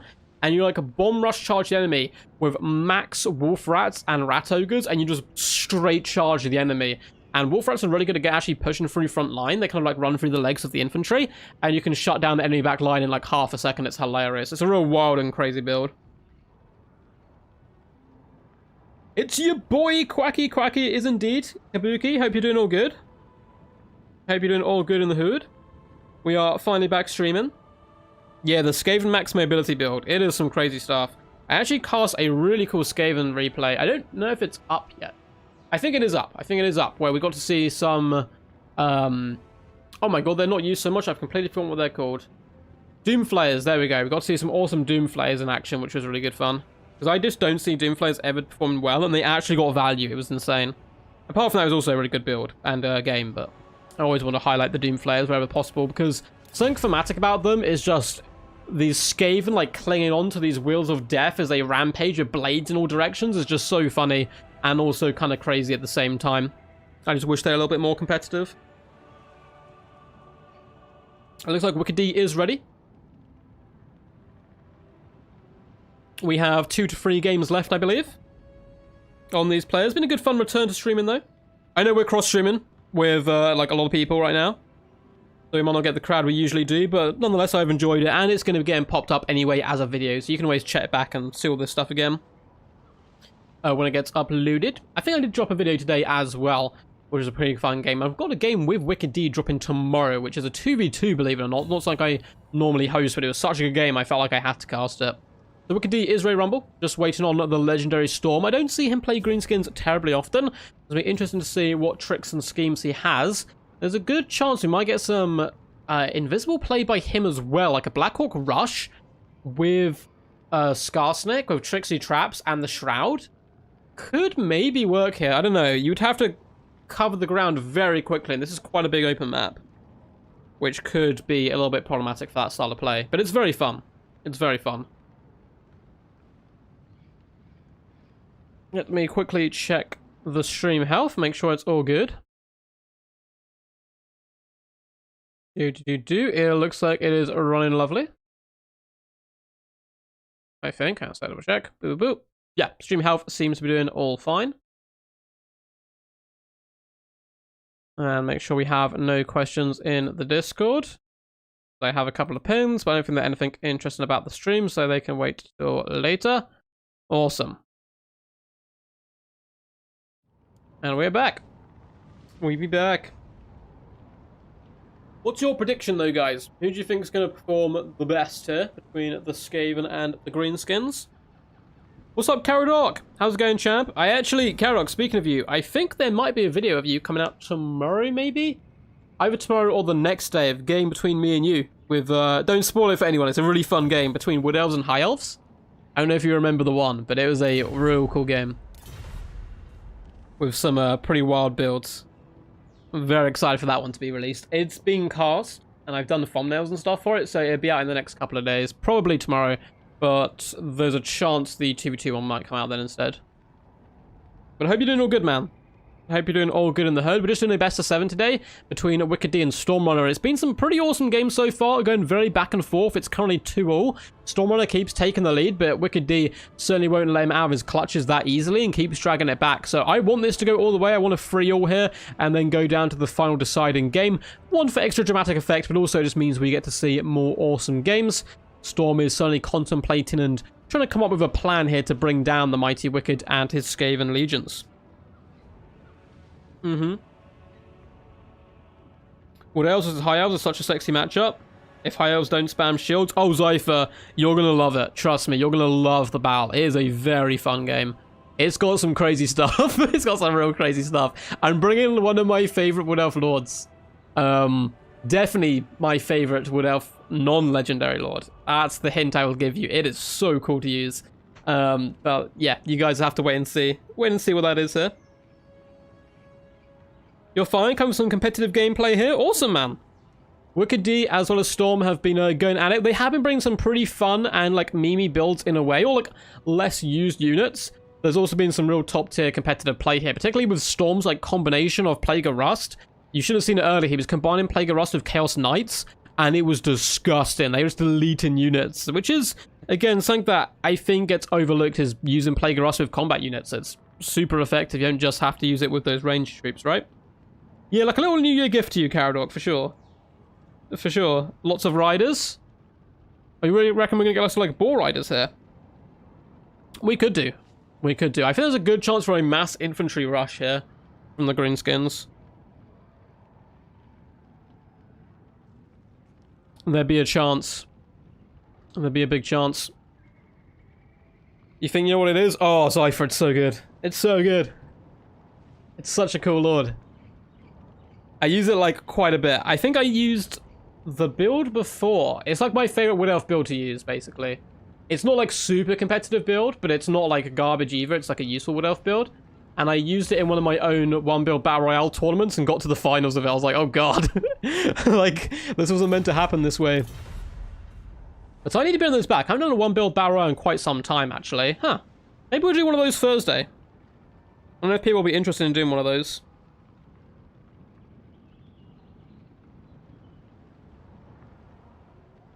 I don't want to spoil it since I'm 100% sure that I'm a big brain. It would be obviously spot on. Of course, Cypher, of course. Always. Haven't seen some Doom Divers? Yeah, man, Doom Divers are actually really not bad units whatsoever. I like them quite a bit just due to their tracking ability. I don't know if I'd bring them against Skaven, though. But Doom Divers, for example, against Dwarfs, I think are fantastic because they can hit Gyrocopters out the skies and punish the infantry if need be. They're not bad at going after characters and single entities and so on. They're quite flexible in their role, Doom Divers. And they're really, again, at the same time, very thematic and fun. Just these little goblins being, like, launched towards the enemy at lightning speeds. Just flapping these little wings, praying they can do something. And then, of course, the big old splat of them hitting something normally hard and heavily armored. You do not mind Rapans versus the Dwarfs, as it is a deadly matchup anyway. Yeah, that's a rough one. That is a rough one. There's a few tricks you can do with Bretonia, but even players taking each other on, Bretonia versus Dwarfs, it's almost impossible for the Bretonians. There's some stuff you can do. Like, you can try and spread out trebuchets across the map. But if the Dwarf player knows what they're doing, they're probably just going to go for a push Dwarf build, like a slow push build, and it's going to be a big problem. Ah, Storm is indeed ready. Okay. We'll get ready to party. Do you think Felix, the Green Knight, and Rapans could pull off a win and not use the Fey Lady and Double Paladin? I mean, for sure, like, any combination could technically pull off a win. But I don't think Felix, the Green Knight, and Rapans would be super competitive, just due to that's a very costly hero core as well. When, like, as you said before, Fey Double Paladin's just better and a better cost as well for kind of what you're getting. Maybe I want to try now mixing in Felix with a Paladin and a Fey, but I don't really play Bretonia terribly often. But that might be quite cool because you get the healing of Felix coming in as well. And obviously the Guardian still from the Paladin rather than going double Paladin. It's probably not quite as good for the extra cost, but maybe. I like Felix in some matchups. I like him against Vampire Counts a lot. He is pretty snipeable by flying air targets, but his Flaming Sword means he can deal with Sternsman really well. But you have to pop that Flaming Sword. It's like an ability. Yeah, Prophetess just, like... That's kind of the problem, Zypher. You never see the Prophetess, because, like, why would you bring her when you can bring the Fae? That's the problem with a few lords in the game. But that's expected, right? So, it looks like whoever wanted Doom Wheels is going to get their wish here. WickD coming in with the Warlock Master. I've seen quite a lot of Warlock Master played recently, actually. And he looks so cool. Look at this guy. Didn't they make a Doom Wheel for the release of Total Warhammer 2? I'm pretty sure they made like an actual Doom Wheel that worked or something crazy. I don't know if they're doing any promo like that this time. I hope they do. But anyway, it's coming in with the Brass Orb, as well as Arcane Conduit. We have the Howling Warp Gale and Warp Lightning, with a Plague Priest coming in as well, with some deadly abilities. We have the Vermintide and Pestilent Breath, which is nice to see. Was that Pestilent Breath or Pestilent Birth? Let's have a look. It was Breath. Awesome to see. The main battle line will be made up of Storm Vermin. Oh, hell yeah. WickD bringing in the bad to the bones elite Skaven infantry.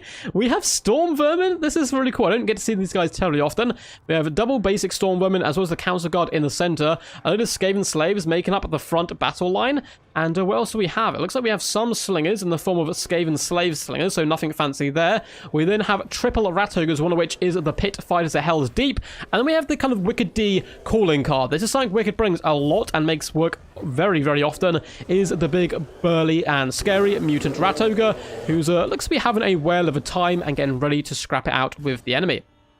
For the forces of the Greenskins, the boys in green, we do have a load of Savage Orcs and Savage Orc Biggins leading the front line, certainly going for that rush style of play. Double Savage Orc Arrow Boys just behind. We do have lots of Boar Boys, Savage Orc Boar Boys in fact, on that left-hand side there, and Savage Orc Boar Boy Biggins, which is one of the biggest mouthfuls and always trips up casters. I always look out for it when they get that unit on the battlefield because it's so hard to say in one go. But nice little bit of cavalry on the flanks. We actually have a Giant, which is kind of crazy pick here, but at the same time, what's going to stop the Giant? It's going to be an absolute nightmare for this Skaven force. We do have the Skaven Slave Slingers, but they won't stick around for long. Council Guards are another option to deal with him, but he could be quite a big menace in the night. We have Wuzag coming in here with Fist of Gork, Gaze of Mork, as well as another spell. Let's see what that one is. It is Edbutt. Nice to see Edbutt being used. We have Get back here, as well as Effigy of the Git. A couple of Savage Orc Arrow Boys are backing up the homies. I'm a big fan of this Greenskin build. Certainly some wild stuff, but I think it could do quite good up against this Skaven force. Though the Raugers could surround the Giant and cause problems for it, pinning it in place. We'll have to wait and see how that Giant does indeed get dealt with. Looks like the players are ready to rumble. Had to do a lot of cost tinkering. No worries. No worries whatsoever. I changed my meme halfway through. Oh no. Right. It looks like the boys are about to start off. Campaign is very different, 100%. I don't think you can translate over to my player. You can, basic stuff. You can, like, translate a few stuff over from my player to campaign into my player, but it is a very different game.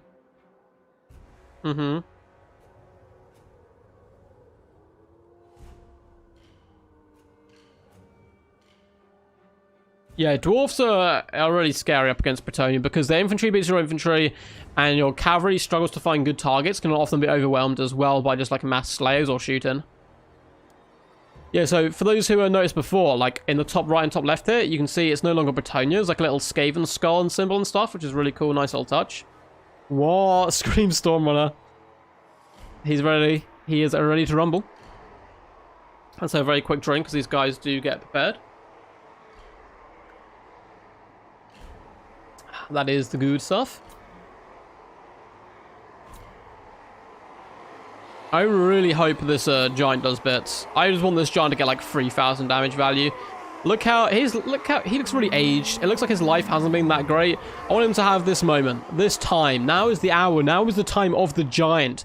The age of the rat is over. All show fear the mighty Giant. We need to think of a name for him as well, but the Greenskins shall be advancing. The Savage Orc Boar Boys will be rotating around the flanks, and they're going to be pretty solid here. They will have to contend with the Rat Ogres. Whoever gets the most advantageous charge could be victorious there, because Rat Ogres, they hit pretty damn hard, but they're also very squishy. Only 30 armor certainly isn't much. Also, pretty poor melee defense stats means they really have to charge and hit the enemy hard before they get hit back. Otherwise, they're unfortunately a little fragile for sure. Dwarves are such a mean faction. Dwarves can be a little bit mean. They can be a little bit nice as well. They did come to the aid of quite a few humans at different points. So the Savage Orcs will be pushing forward here, charging forward, getting pumped up and ready to clobber some Skaven into paste. The Giant as well is going to be rotating. Looks like both these guys not too happy in their positions. Skaven actually given up the high ground, interestingly enough, which I'm not quite sure for why. They are kind of trying to maybe delay the engagement and get as much reposition and time bought as possible, and maybe allow the Skaven Slave Slingers to bring them some pain. The Greenskins don't really care about this. They're going to be rotating around themselves and just trying to engage with the enemy as quickly as possible. We do see an Edbutt go down on the Storm Vermin. It looks like they are able to dodge it though, and need to be placed a little bit further forward. Edbutt is a really small tier type of spell. Now we do get our first summon of the day in the form of the Clan Rats. I bet you won't be the last one. Savage Orcs do carve through the Skaven Slaves ridiculously quick. Look at that kill count all the way up. They now are dealing with the Clan Rats, though, which is going to be a little bit tougher. The Doom will be rolling over the Savage Orcs though, and that's going to be quite a nice touch for the Skaven to just try to bog down and pin in the enemy as much as possible, and then you cycle charge with your Mutant Rat Ogre, the Plague Priest, as well as the Warlock Master. Now, the Mutant Rat Ogre will do decent damage to the Giant, but it's going to be quite a big fight on the hands of both of them. Barassorb does go down on the Savage Orc arrows, at least pinning them in place for a while and stopping the rain of arrows, which is steadily pitter-pattering down upon the Rat Ogres, doing some pretty nice damage. The Giants have been forced back by the Council Guard. That's like the one target he really doesn't want to fight whatsoever. Looks like we still have some units that need to be activated over here in the form of the Savage Orc boys, who are starting to wrap around. Now, the Greenskins do kind of have the Skaven pinned up against the edge of the board there, so if they can start breaking their forces, it's going to be far better for them than if the Skaven start to break theirs. We do get a big old headbutt go down on the Storm Vermin, doing some decent damage, nothing too crazy. The Warlock Master has been pinned in by Effigy of the Git and is now eating quite a few arrows to the face, but hey, he's a tough lad. I'm sure he'll be able to shrug off the worst of the damage. Savage Orc Boar Boy Biggins have managed to push their way in, but Pitfires are held deep and meet them ferociously here in the center of the battle. Lovely little Warp Lightning comes down on the Council Guard, doing some pretty big damage there. Although that should actually be doing damage to the Savage Orcs, so that's not lovely whatsoever. That's a lot of friendly fire coming in by the Skaven, but hey, it is the Skaven at the end of the day. Now, the Giant is being trapped by Skaven slaves, not really where he wants to be. He's not going to be able to clear them super quickly, and look at all these Skaven slave slingers looking to make a name for themselves.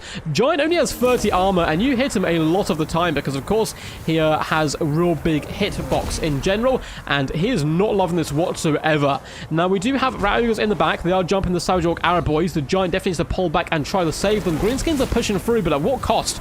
We have Wurzag starting to engage with the Mutant Rat Ogre in hand-to-hand combat. The Savage Orc Boar Boys, as well as the Savage Orc Biggins, are trying to push in and support in the back, but with the Pitfires nearby, as well as the Mutant Rat Ogre, I think this Warlock Master is relatively safe. Right-hand flank going far better for the Greenskins, as the cavalry does start to swoop in. Now, the Giant has taken such a pounding. Savage Orc Arrow Boys are losing a few shots at the retreating Rat Ogres, and Wurzag is trying to have to flee as quickly as possible. That Mutant Rat Ogre is just baying, trying to get in there, smashes the ground with frustration as Warpstone pops off in all different directions as Wurzag escapes there, coming in with another cheeky little headbutt. Did some okay damage to the Storm Vermin, though nothing too crazy.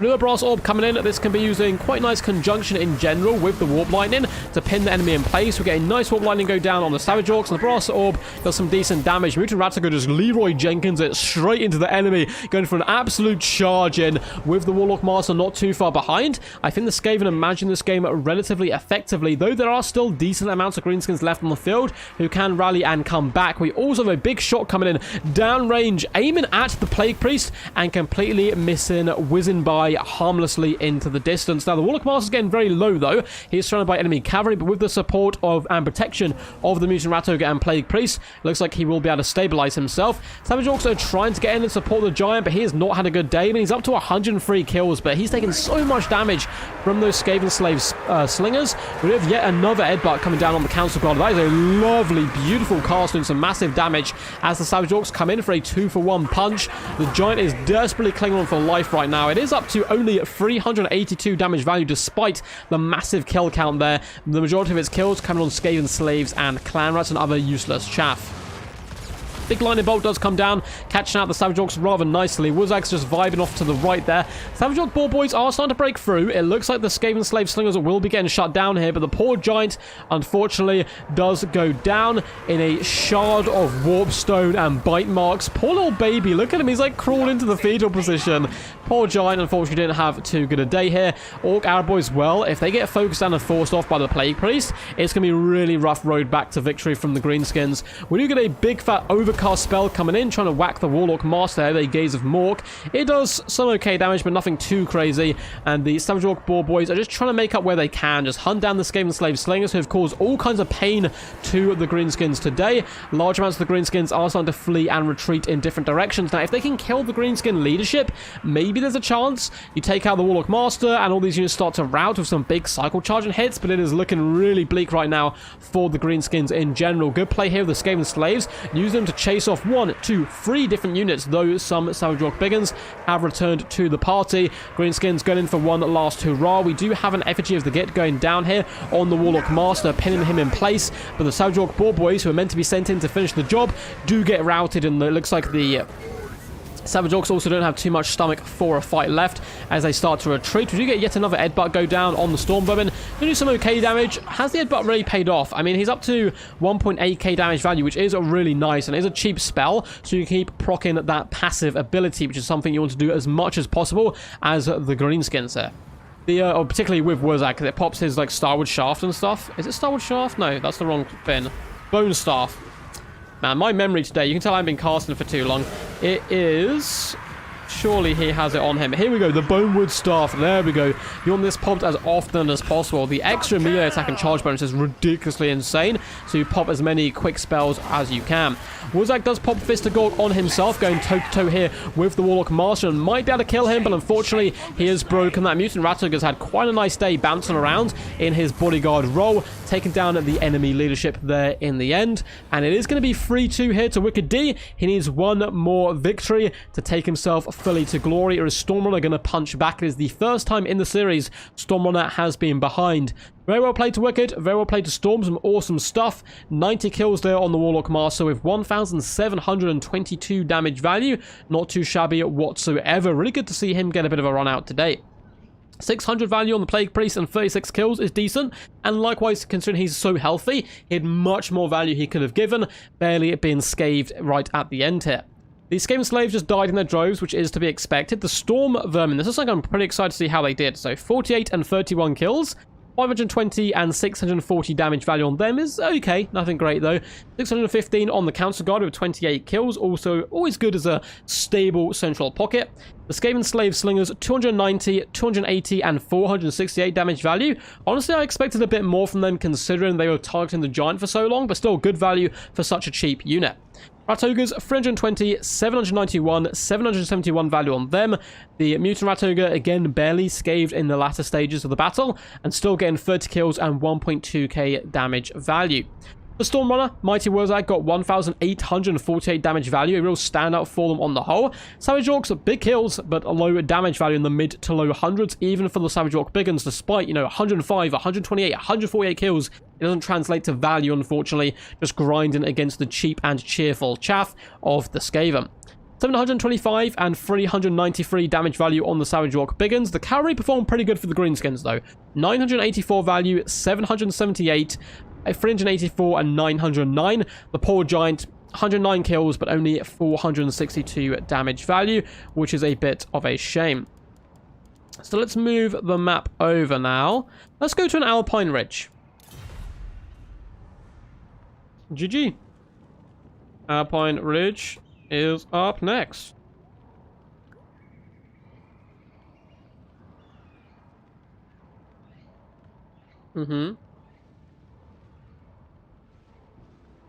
Hit Gaze instead of Brainbuster. Brainbuster's pretty nasty.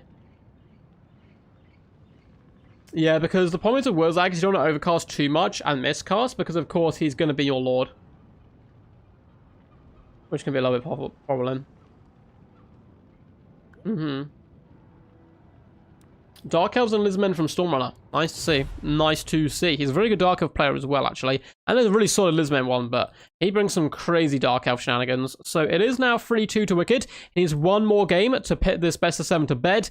Or is someone going to punch back and make this go all the way? I hope so. It means we get more games, which I'm all about, of course. What's up, Matthew? How's it going, dude? Hope you're all good in the hood.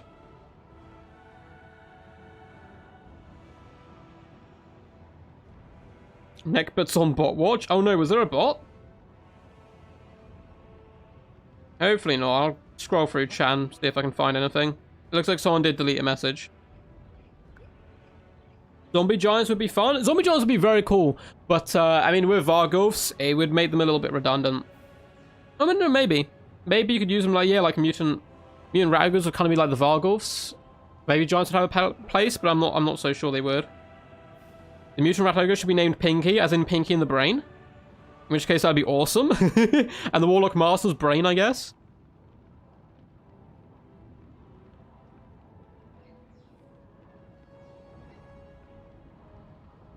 Yeah, the Giant just got, like, trapped amongst hordes of slaves and then dragged down, which is always sad. Yeah, I'm all good, Matthew. I'm all good. We're back streaming. This is our first stream back. We are cross-streaming with quite a few people, but... which is a little disappointing for the first stream back, but it happens. It happens.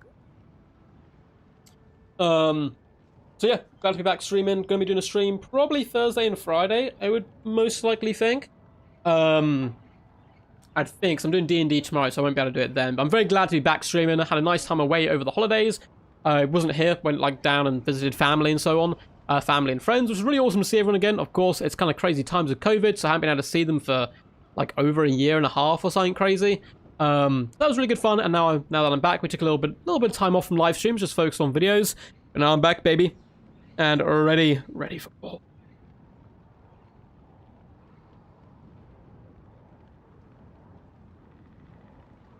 Let's see what WickD is going to be going for. Oh, we have Vampire Coast. Oh, WickD just says he needs a few minutes, but that's fine. Vampire Coast versus Dark Elves. Interesting. Very, very interesting. So, I would agree with Stormrunner's pick here. He had the option between Lizardmen and Dark Elves, so going to Vampire Coast. Dark Elves can be very strong. What we normally see in the competitive setting is a load of Shades, and they like burst down the large Crabos and so forth, but there's a few problems with Shades as well. They can be quite expensive. Mortars, bombers, there's a load of different tools that the Vampire Coast can use to bring them down.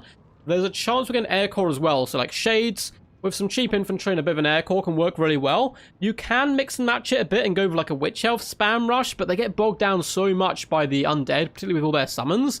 I tend to think it's not honestly worth it. Though you can grind through the enemy quickly, take so much damage on the way in, and so much damage in that close quarter fight in, because one, you're very squishy, but also bombers and stuff. I think the better way to play it is go for the Shades and the mass bows wherever possible.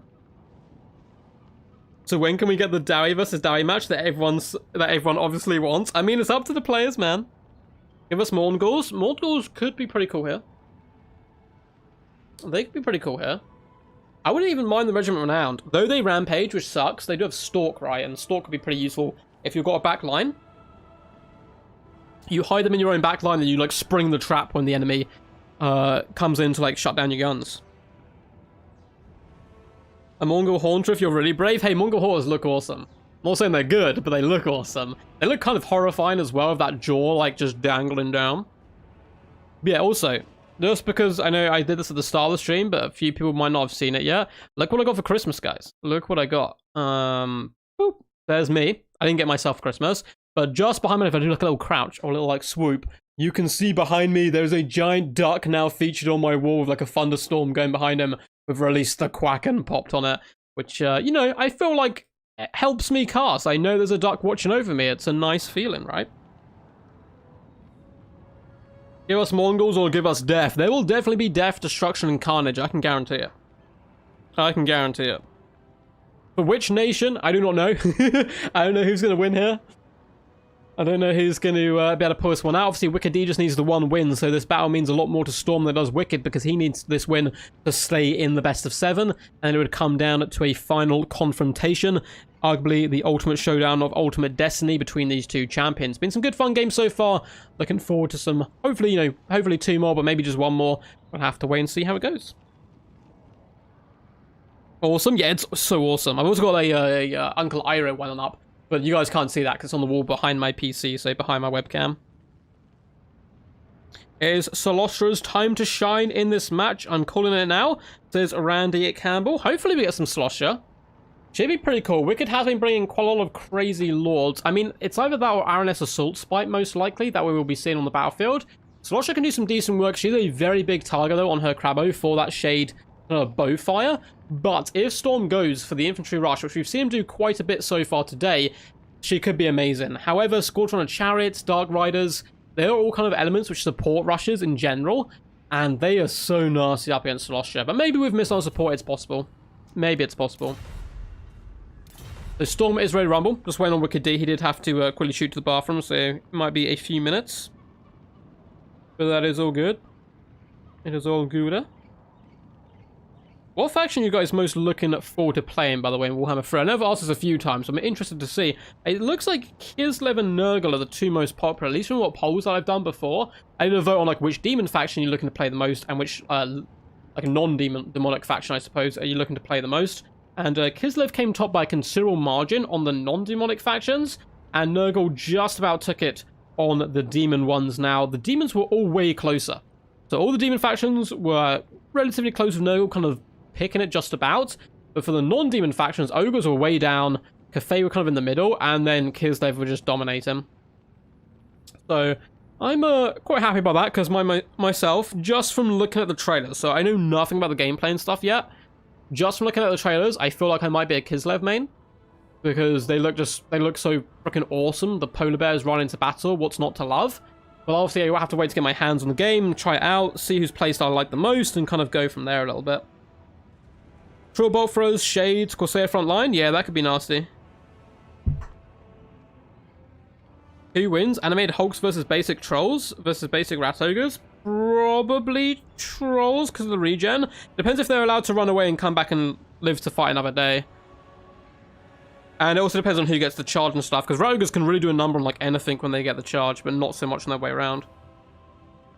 Rakarth gonna bring the whip and silly slap Celestia. There's a chance. Looks like we're ready to rumble. Let's delve into this. Kislev, Slanesh all the way. Cafe, Nurgle, Slanesh. Yeah, I mean, I want to play all of them. Like, I'm not saying people should only play one. I'm also maybe going to consider doing some campaign stuff as well on the game's release. Kislev, yeah, man, Kislev looks so cool. I don't know which of their legendary... I'm less interested in their legendary lords than I am of Cafe's legendary lords. I think, like, the Mad Alchemy brother is really interesting for Cafe. And, of course, the giant two-headed duck for Zinch. Come on. How are we not going to love him? Pure glass cannon armies are so cool. Yeah, man. That's why I initially fell in love with the Wood Elves when I first started playing. Grumdal Wall says corn. Oh man, popcorn. I'm all about eating popcorn whilst watching corn destroy people. So anyway, it is going to be a Celestia Diaphin. Do we get Rakarth? We do not, unfortunately, have Rakarth, but we do have Celestia Diaphin here for WickD. He has heard the cries of the people, and he shall answer their calls. She is riding to battle on the Krusty Krab owner himself, coming in here with the Ghost of the Past, as well as the Song of Enfrontment, which is a super powerful hex that I love quite a bit. We also have the Kraken Pool. Vampire Fleet, Captain of Vampires, coming with Invocation Heck and Raised Dead's quite tasty, and a Gunnery White to boot. For the main battle line, it is going to be... load of chaff, most likely. We have zombie Pyrodeckham mobs as well as the pole arms, and then we have a bit of an animated Hulk rush. Oh god, look at them. This model in particular is my favorite of the animated Hulks. We have a load of animated Hulks, I think 4 units. My god, generally considered to be pretty garbage due to their relatively low stats in general, but they're going to be saturating on top of the chaff here, trying to be supported by the giant crab lady herself. Now, if you nuke the stats of the enemy with that Song of Enfrontment, maybe they will pay off and they'll be able to do some decent work. We also have the black spot and some zombie pirate gunnery mobs here in the center, with a nice old triple deck dropper core up in the skull, double deck droppers, and 1 fell bat for a bit of protection. Now, for the Dark Elves, it is a full Vanguard build. Apart from their lord, we have a Supreme Sorceress of Dark in the skies, coming in with a really awesome horror. This is so cool. It's an extra wind ability she's going to be gaining, as well as Soul Stealer and Arcane Conduit. Apart from that, it is all Vanguard, baby. We have Harpies in the back. Looks like a load of Harpies flying high in the skies. I don't see the regiment around, sadly. And then we have a load of Shades with dual weapons, in fact, which is something you don't get to see terribly often, so pretty excited to see how they perform. Look at them waiting, crouching low in the trees and foliage, ready to spring the trap. We also have some Doomfire Warlocks in here, looking particularly crazed, licking the blood off their blades today. We have some more Shades in the distance, as well as the Slaaneshes, oh god, I can't pronounce my words, you can tell I've been streaming for a while. Slaaneshes, Harvesters, Doomfire Warlocks. There we go, my god. And looks like that's it for the build. Pretty interesting stuff. Gonna be a crazy fight. Rather excited to see how this goes. Those animated Hulks with 35 armor are gonna get lit on fire by those Shades if they're not careful. Yeah. Animated Hulks are straight gangsters. They are straight gangsters. They also might be straight dead if they get shot with crossbow bolts, though. Dark Elves full Vanguard is ballsy. Oh, for sure.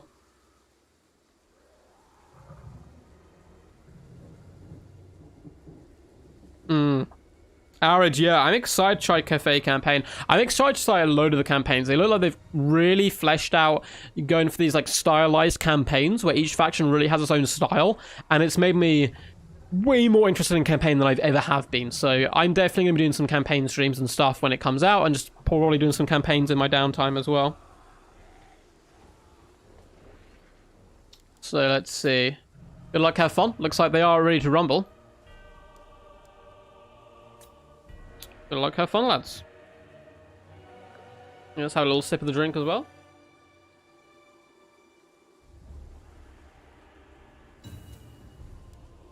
And they have raided up. Balance power is already slightly in favor of the Dark Elves for some bizarre reason, though they are vastly outnumbered, nearly 2-1, not quite here. Now, the animated Hulk push is going to instantly start bomb rushing up the hill. Little do they know the horrors that await them from behind, and it's kind of funny because they can't actually see over the hill to see where the enemy is. Now, the Supreme Sorceress of Dark will be able to do okay skirmishing with the deck droppers if there's only like one unit there, but if she gets pinned in by all of them, she could be in big problems. However, we have the Harpies, of course, to counter-punch that. We also have a load of Dark Riders repeated crossbows who I missed earlier on in the kind of breakdown of the armies over on that left-hand side who can move up. With the Dark Riders, with the Shades, I have no idea how these animated Hulks are going to survive. There's going to have to be some masterful play with the Air Corps, as well as the Black Squad and other handgunners to fend off the enemy, but there's so much long-range pressure going to be coming in from the forces of the Dark Elves there. If those animated Hulks turn around right away, they can rush those Shades. Certainly could do, though the cavalry support's going to be rather scary as well. They don't know the Shades are there, unfortunately. The Harpies are engaging with Fellbats in the sky, so actually a really good engagement for the VP, because they have the ground support of the Black Spot here, as well as another summon of gunnery mobs. The Bombers are being harassed and hounded, not something they enjoy too much whatsoever, but if they can get the support of the range troops on their side, they're going to be in a much better position. We can see this unit of Harpies is basically already going down. Now, they are going to be able to trade against the Fellbats relatively okay. We do get a big old twirling whirl of death coming down, turning all of these gunnery wights and gunnery mobs, gunnery mobs, into kind of a thin paste and a nice little undead cocktail smoothie. Harpies are just floating around, still hunting down the deck droppers. Not having the greatest day of it, though, because of all the crossfire. And the Harpy Air Corps is really starting to struggle due to this lovely play of the summons, as well as the Black Spot just getting some unreal damage. I'm a big fan of the Black Spot in general as a unit. I think they're very powerful. You can see the Harpies are being forced back and driven away, but not before they have themselves dealt with the deck dropper threat and the Fellbats. So, though it cost them a lot, they did take away the enemy kind of mobility in the sky, and look how these animated Hulks get eviscerated on the warpath. The Shades are just lighting them on fire. We do get the Damned Knights Errant, who are going to be used to pin in the Harpies, it would seem, and maybe finish them off. They don't really want to engage with the Doomfire Warlocks, who actually have magic damage. They want to hop onto the Shades where possible and float out to this side of the battlefield, if they can indeed do that. We do get a big fat soul sealer go down on the animated Hulks, as well as the Black Spot and the zombie pirate gunnery mobs and polearms, and it does look like, unfortunately, those damn knights have been caught in a double pincer movement from the Doomfire Warlocks. That is a really nasty stuff, and we do see a crack and pull, though, so it looks like it was a suicidal bait in by the damn Knights Errant, trying to pin in the Snatcher's Harvester's Doomfire Warlocks and the other Doomfires, and it looks, one, absolutely fantastic. It will do some pretty decent damage to a unit which knew it was already going to be dead there, doing some good work on the Snatcher's Harvesters. Might even be enough to break them there. A lovely little kind of a suicide bomb trap there. We do have the glorious old whirling wind coming in the dark here, doing some pretty decent damage to the Black Spot, who have taken quite a lot from the Dark Elves. So it's only right that they start to take back. Not massive damage value on them so far, however. Shades and Dark Riders are being really problematic. You can see the Diaphin taking a load of damage. Although a lot of their protection is starting to wane pretty thin, the animated Hulks are chasing away the Dark Riders where possible. We can see Harpies being dragged down, as well as Shades now being pressured by animated Hulks on both sides. Is pretty scary stuff. We get a lovely zombie pirate deck mob summon onto the Dark Riders, looking to pin them in place, but this is going to be really nasty. We have the Black Horror being birthed into the realms, and it is doing a number on those halberds. Oh my god, that's deleting both those units. That is so disgusting. Really lovely work there coming by the Supreme Sorceress, who's up to 220 kills. That was disgusting, taking out 2 units with one fell swoop. Still a very close game, though. It is anyone's to go for. Animated Hulks have caught the Shades here in the forest, though the other Shades will be punishing them for it. More Shades being caught by animated Hulks, but the Shades are no pushovers in combat, particularly those dual blades. They'll be twirling them in whirling arcs of death and destruction, and animated Hulks don't exactly have great melee defense or armor, so they will be taking some massive damage here, despite the fact they are going to be able to at least feast upon the souls of the Dark Elves for a limited time only. Some more shots are shooting up at the Harpies. There are, however, polearms nearby to protect, so it's not the end of the world, this engagement. The Black Spot do seem to have gone down, unfortunately, and Sausage Diaphin is very healthy, but there's still a decent amount of ammunition left on these Shades, as well as the Dark Riders, so I don't think she is out of the woods just yet. A big old bolt does come down, and it does clip the enemy, but also a bit of friendly fire to the Harpies, who are going to be driven away here and chased up into the sky. Sorcerer is very, very healthy still, but look at these shades, and it looks like they are going to be getting rescued here by the Snesh's Harvesters. Doomfire Warlocks trying to take on the Gunnery White, who is on foot today. He's trying his level hardest, but the shades are able to slice and dice their way through the animated hulks with the assistance of the Snesh's Harvesters, and that balance power is very, very Dark Elf favored, and I can certainly see why. Polearms being dealt with, Harpies are starting to rally and return to the battlefield. Dark Riders with their repeated crossbows going to be beelining it, no doubt, to Solostro Diaphin, as well as a big fat Soul Sealer, catching a lot of the key elements of this build. It looks like, though, that Diaphin was actually able to escape the effects there, which is quite nice. Only the Vampire Fleet Captain getting hit by the Soul Sealer, so a pretty weak Soul Sealer in the end. The guns are trying to countershoot the Dark Riders where possible. We also have Polearms pushing up, but it is going to be a real rough fight for them, with a summon of the deckhand mobs to drive away the shades. That's going to buy time for Solostro Diaphin to beat back the Snesh's Harvesters and get down and dirty. Lovely little cast there by the Gunnery White to try to fend off the Doomfire Warlocks, who are actually suffering quite badly in the middle here. We are about to get a big old debuff go down, no doubt, although it looks like it was cancelled there as the zombie pirate deckhand mobs do drive them away. Doomfires may be trying to get off one of their bound abilities, but unfortunately faltering as they broke. Zombies continue to harass the Shades and the Skirmish Cav. Simply just needs to fall back there. There's no need to face summons.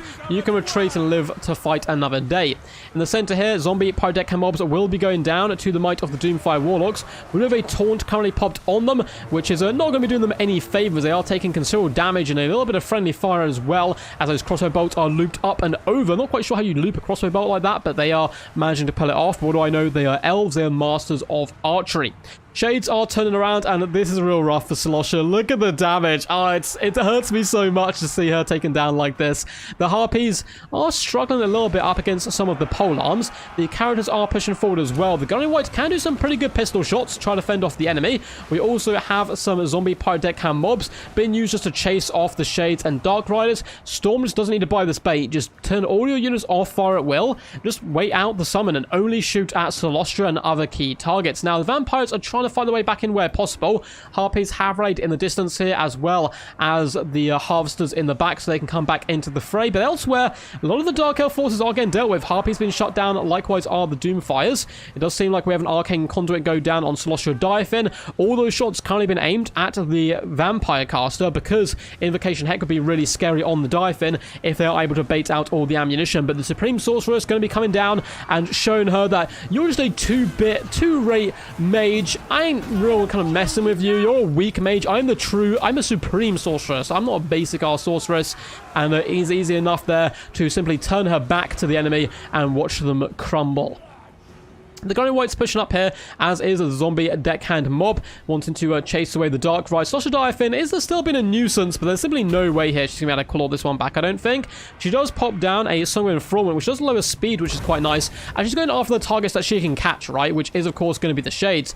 Gunnery White does some nice damage to these Shades. Looks like Solostra is going to try to kind of 2v1 punch that one up a little bit and break the Shades as quickly as possible. But she's taking so much damage right now. I don't see there any way of surviving this. There's so much ammo left on these Dark Riders and Shades. Solostra is a tank. She still has, did have 3,000 HP. Takes some really nasty volleys there and is instantly roasted down to 2,000, down to 1,500. Yeah, this is GG's and game over. Good play by WickD to try to catch what he could and shut down those units, but there's simply too many Shades left on the battlefield, and the Diaphin is starting to crumble and rot back into the depths of the ground. She goes where she belongs. She's trying a little hard out right here, but there she goes, and that is going to be 3-all. We are going all the way in this best of 7 series to the final game. Very well played to WickD, very well played to Stormrunner, but we're going to game 7. Solostro Diaphin, 1.6k damage value and 64 kills.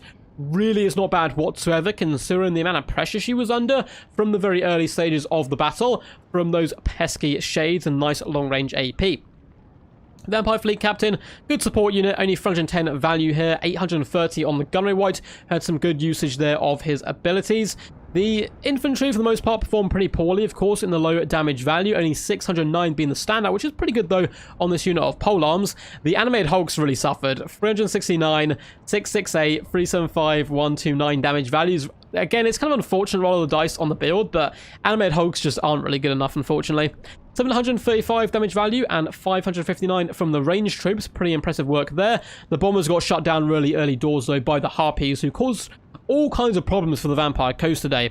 103 kills been their standout, 792 damage value, 123, 160, and 380. Doesn't seem crazy, but they took away a lot of elements of the Vampire Coast and was also able to hunt them down in the mid to later stages. The Dark Riders, still a load of ammunition at the end, 618 and 850 damage value. As for the Warlocks, we have 496, 346, and 411 damage value on them.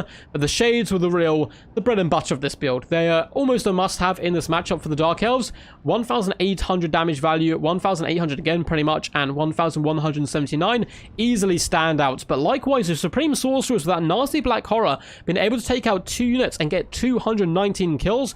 Just shy of 20k damage dealt, 1,323 damage value. Very, very good work there. So up next, let's go to Gorgazan. I think Hulks lose to White Lions. Yeah. Yeah. Very nice done. Very cool build, though.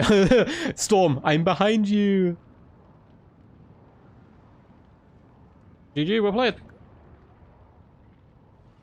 Nice bait with the Ghost Knights. See, that was cool. No, the Knight's already dead. Baiting in both the Warlocks and then hitting them with the Kraken's Pull was very, very cool. So, Gorgazan is up next. Storm to pick 3 and ban 1. Let's update the scoreboard. It is 3. Oh, can't ask for much more here. With our cheeky little return stream. Like, it's just gone all the way. All the games have been very good. And we've gone all the way to the final showing, which I'm very excited for. The Undead Smoothie bit killed me. And Undead Smoothie would be really nasty to drink, though. Yeah, Lex, man, you've missed a lot of really awesome battles. Definitely feel free to go back and check them out. Here's some Carronades. Yeah, if you'd gone for a more defensive approach, Carronades could have taken out the cavalry relatively well. Those Shades are very, very good at taking down artillery crew as well. They can roast them pretty quickly.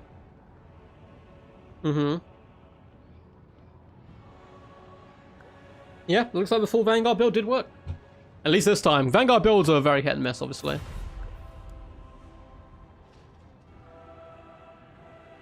Yeah, Summon Informant's not terrible. I like Summon Informant.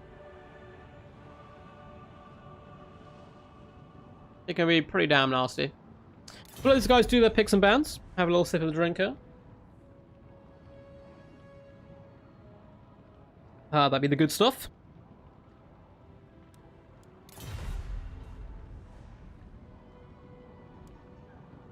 Like that for jumping the gun. Oh yeah, you can use Summon Informant to ensnare skirmish cav really nicely. Which can be pretty nasty. Can be pretty nasty indeed. So, Storm is going to be going Dwarfs, Counts, and Skaven, banning High Elves. Interesting. I would go Wood Elves if I was WickD. I think I would go Wood Elves. Like, Wood Elves versus Dwarfs isn't fun, but it's definitely Wood Elf favored. And he gets to ban one anyway, so he can just ban that if he doesn't want it. Wood Elves versus Counts can be pretty obnoxious for both sides in a way, but I think Wood Elves have a big edge there. And Wood Elves against Skaven, you just rush the Skaven. You can do so much damage with a well-placed rush. Likewise, you can outshoot the Skaven as well with mass skirmish. Like Deepwood Scouts and so forth, and sneak in a couple of Way Watchers. It is certainly viable and doable, but I think just going in for that mass Great Stag, Wild Rider, Dryad, all up in your face type rush build can be really quite nasty for them. So that's what I would do. I would go Wood Elves, but obviously WickD, a man of many talents and many factions as well that he can bring to the battlefield, we'll have to wait and see what he's going to actually do. Because there's quite a few factions left he can play. He's actually going to be in Chaos and banning Counts. Good ban by the Chaos. It is doable, but it's not nice matchup. So he's got Chaos into Dowie and Skaven, which is both favorable for Chaos. So I have to see how Storm tries to come up with this. Yeah, Carol, look, I miss your high, like, elite high elf play. You used to see, like, a lot in tournaments. With, like, Imric and stuff. And no one's really picking high elves. Oh, people do pick high elves in tournaments, but they kind of pick the same boring builds rather than anything exciting. So I wish we got to see some high elf action here today, but alas, alas, it shall not be. Instead, it's, yeah, high elves got banned. But still, I think Storm will most likely go Skaven here, and he does. He decides to go Skaven. I haven't seen him play Dwarves terribly often either, actually. So it is going to be Chaos versus Skaven for our final fight. Oh, Hadria, man, you need to come up with a better bot scam than just saying that over and over again. You at least should start with, like, Quack. You know, do your research before you come in as a boot. Let's get rid of him quickly.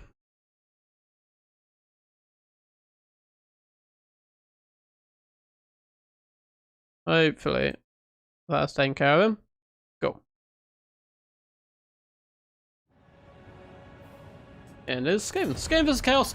It's going to be a big rush, I would assume, by the Chaos. You can do some real janky Hell Cannon builds.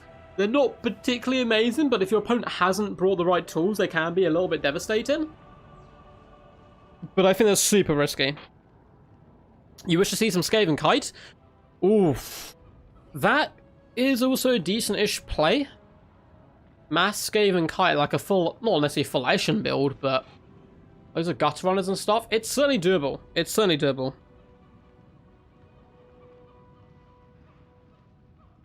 Warriors of Chaos slightly better than Wood Elves versus Skaven? I don't know. I mean, maybe they're a bit better at rushing, because they can also rush with the infantry a lot better than the Wood Elves can, but you lack a lot more versatility, so you know exactly what the Warriors of Chaos player is going to do. I mean, they might pull a wild card and bring a Hell Cannon, but it's unlikely. So they're a little bit more predictable, and you can kind of try to countermeasure it with Skaven. It is very tough, but as Carrick says, if you can kite effectively with the Skaven, you might be able to drag them down. The dreaded double pinky build. I would love to see a dreaded double pinky build. Just full meme, double Hell Cannon. It could work. Crikey. This is going to be a scrap. I agree. It is going to be a scrap for sure. Who's your money on though, boys? Who do you think has got this? Both these guys have been very evenly matched so far all day. Yeah, if they go for the old Forsaken Chaos Spawn Rush, kiting them with Skaven could be really lovely, again, because that lack of armor. I don't know. I would like to see that, I think. I would like to see that from Storm. Whether he's going to do that or not, we don't know. He might have other tricks up his sleeve. He might even go for something like a wild, like, quick head taker, like elite infantry build. I really want WickD to go double Hell Cannon so badly. I don't think it's going to happen, but if he does, it's going to be some wild stuff for sure. Yeah, like, if you bring, like, Rat Ogres and Wolf Rat to protect the skirmishers, you should be okay. But the Chaos can actually go Chaos Knights. Chaos Knights are relatively, or very well armored, and also have bronze shields, so they're not shabby whatsoever. They can go toe-to-toe with Rat Ogres for a while, particularly if supported by characters and so on. So Chaos Knights could be a problem for a Skaven kind of skirmish style of play, but it is possible still. It's just a little bit tough. You're rooting for the Smelly Rat boys? Well, you want to give all your power to Stormrunner? Give him your power, give him your life essence, and maybe he shall be victorious. Whoa, big fat juicy stretch. Getting to that point in the stream where I am, like, very hungry. After a couple of hours of streaming, my stomach's like, hey, feed me sustenance. I don't know, cook some food after this battle. But it's been a good stream anyway. Hope you guys have enjoyed. If you have, feel free to like and subscribe and all that standard YouTubey stuff. There's also a link down below if you can get involved in events like this in the future. There's a link down below to my Discord, which you can vibe and chill out with a load of cool people, but also, yeah, come play multiplayer battles there, get involved in live streams and tournaments and events and all that cool stuff. Cool, looks like neither player is ready just yet. Which is fine. Let's quickly add a poll on. Who do you want to win? Chaos or Skaven? Oh, cool. Dragon Ogre spam. Dragon Ogre Rush could be quite nice. Dragon Ogre Rush could be very nice.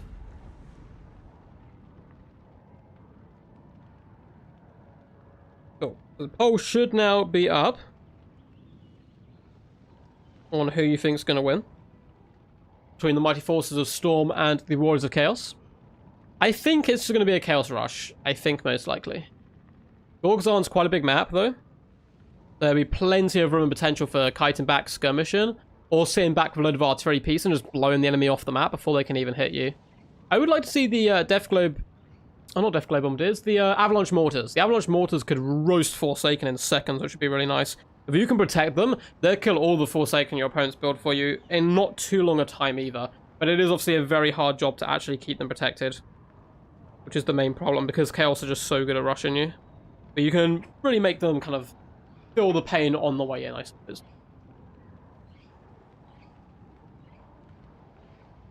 I don't know. What are you guys normally doing this matchup? I haven't played for quite some time. I've not played properly. I played like a couple of games on Quick Battles a few days ago, and that'd been my return from before like the Christmas period. But what would you guys in this matchup as either Skaven or Chaos, whatever your preferred faction is? Skaven is, I think, a little bit tougher to decide on. I think Chaos, it's pretty simplistic what you need to do, whereas Skaven, there's a few more different ideas you can kind of bounce around, but it's certainly not a good matchup for them in general.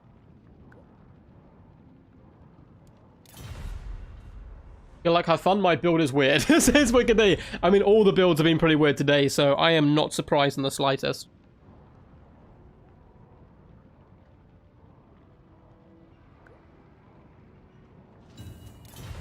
Storm's build is apparently weird as well. Well, hey, when in doubt, go weird. Hopefully it'll throw your opponent off guard as well. At least that is the hope. It looks like he might be doing some last-second tinkering to the build, but it seems like Storm is ready, and now WickD has hopped in as well. Let's go, the final game of the stream, the mighty Storm versus WickD. It's been a scrap of heroes so far, and we will now be going down to the final game. What's up, Cat Morgan? How's it going, buddy? Hope you're all good today. I don't know if you've checked it out yet, but you actually have a, I believe, a replay of yours up on the channel today, which is a really good fun game with the Norskans versus the Lizmen, I believe. My beloved Lizmen, feel the wrath of the werewolves. But I hope you're doing all good, man. I think I've spoken to you since like New Year's and stuff, so hope you had a good like festive period, fun at New Year's, and a good Christmas with the folks and the family and everything. Also great to see your replays being sent in as well, man. It was a real boss replay. Definitely go. I'm not even just saying this because it's my own video, but definitely want to check out the video I dropped today because it was a wild build from the Norskans and I loved it. But anyway, let's dive into this for the Warriors of Chaos. We have a Foot Chaos Lord, who I don't know if I've ever seen a Foot Chaos Lord in action. I think I've seen him on a dragon before. Come in, just stand your ground. Or Stand or Die, I believe it's called. Yeah, there we go, Stand or Die. We have a Chaos Sorcerer of Death as well on foot, simply coming in with Spirit Leech. A load of Chaos Maulers into the Sunset, some with great weapons as well. We do have a Gore Beast Chariot. We have a double Chaos Trolls, a load of Chaos Warhounds, and double Chaos Knights. Chaos Knights very good here. I can certainly see them bringing the pain, one of which is Lances, one of which is a basic one. And with a Chaos Pheromanticore up in the skies, a very peculiar build. I'm excited to see how it goes. As for the Skaven, they do have some Death Runners looted off to the right, just in case there is any held cannon shenanigans, or if they need to flank or rear charge anything. More Death Runners on the left-hand side. In the main battle line, it is Skaven Slaves mixed in with Plague Monk Sensor Bearers, including the Blight Scabs Plague Pack, who do give immune to psychology to nearby troops, which I can certainly see doing well. They should be able to chew through Marauders relatively quickly, but the Trolls are another problem entirely. We have double Doom Flayers as well. Doom Flayers once again can better grind down the infantry, and then we have the Teeth Breakers and some Wolf Rats. So it looks like he's really banked on the fact his opponent won't be bringing that many large threats because, the Skaven dominate the scene with that long-range firepower. It's a bit of mind games going on here, but the Teeth Breakers have their work cut out taking down those pesky Trolls. We have a Warlock Engineer coming in as well. He's going to be bringing the Warpstone Armor, which is quite powerful indeed. Howling Warp Gale, as well as a Death Frenzy and Flensing Ruin. And then we have Quick Head Taker, so you can combine these quite nicely. Death Frenzy on the front line, you pop Flensing Ruin down, and then Quick Head Taker is going to annihilate anything he touches. But it looks like it's certainly prepared for an infantry-heavy Chaos Force. We do have Trolls, Chariots, and Knights as well, so I feel like the Warriors of Chaos build is slightly better designed to take on the Skaven build. We'll have to wait and see. I've been proven wrong multiple times before. No, this is just all normal funds.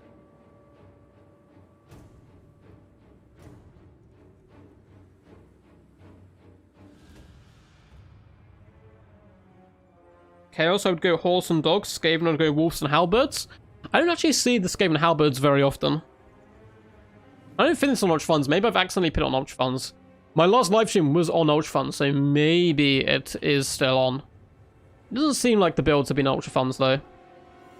Like, this isn't, like, too crazy. Nothing too crazy here.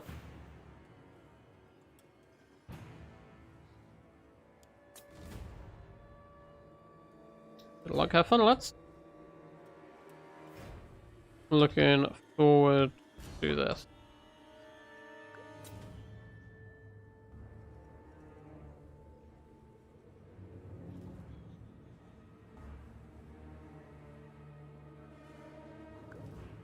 Yeah, not going heavy on the range. I think it's trying to be a bit of mind games here.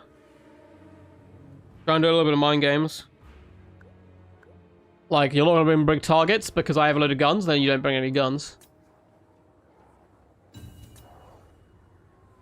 So this is going to be a good fun one. I mean, the Teeth Breakers need to carry hard. They've got Trolls to do with, Manticores to do with, and Chariots, which is a little bit rough.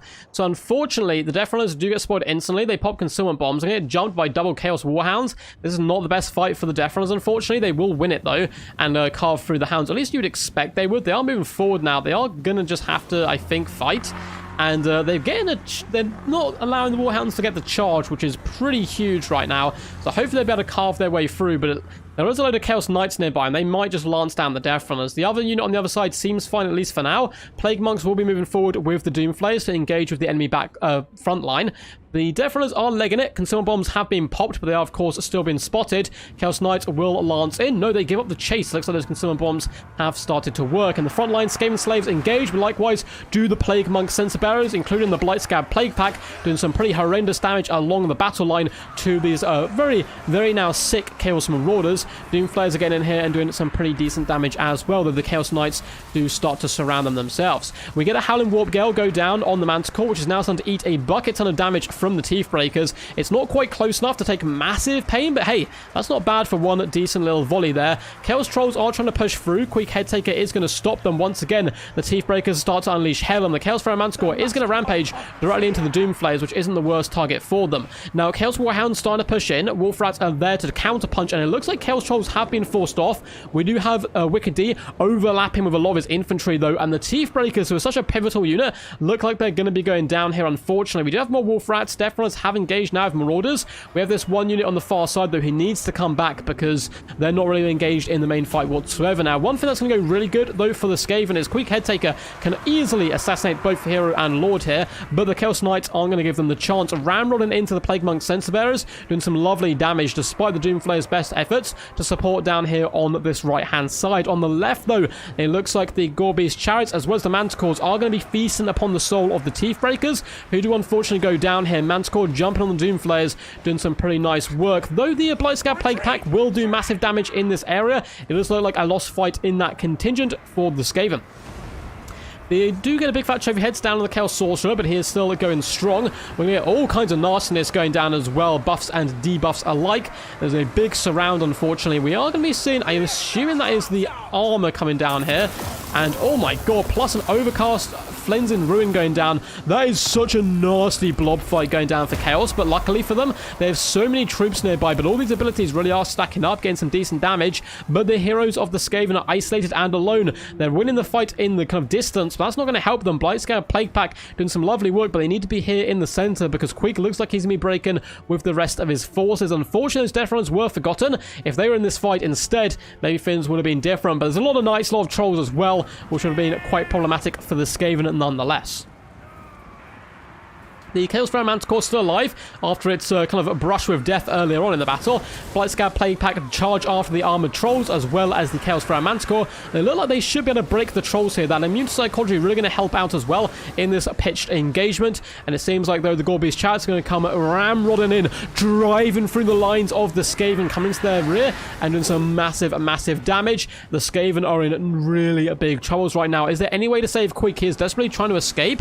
We do have Death Runners charging in with the Doom Flayers, trying to pin the enemy, and for some reason, Quake decides to run directly into the enemy rather than fleeing away. He does get caught by a Spirit Leech there, and it seems like the Warriors of Chaos are in a big state of advantage. Death Runners are charging in from all sides. Blight Scab, Plague Pack up to 162 kills is really nice work, but it is going to be a 4-3 victory to WickD, leading the forces of ruin and destruction, the Warriors of Chaos, to glory.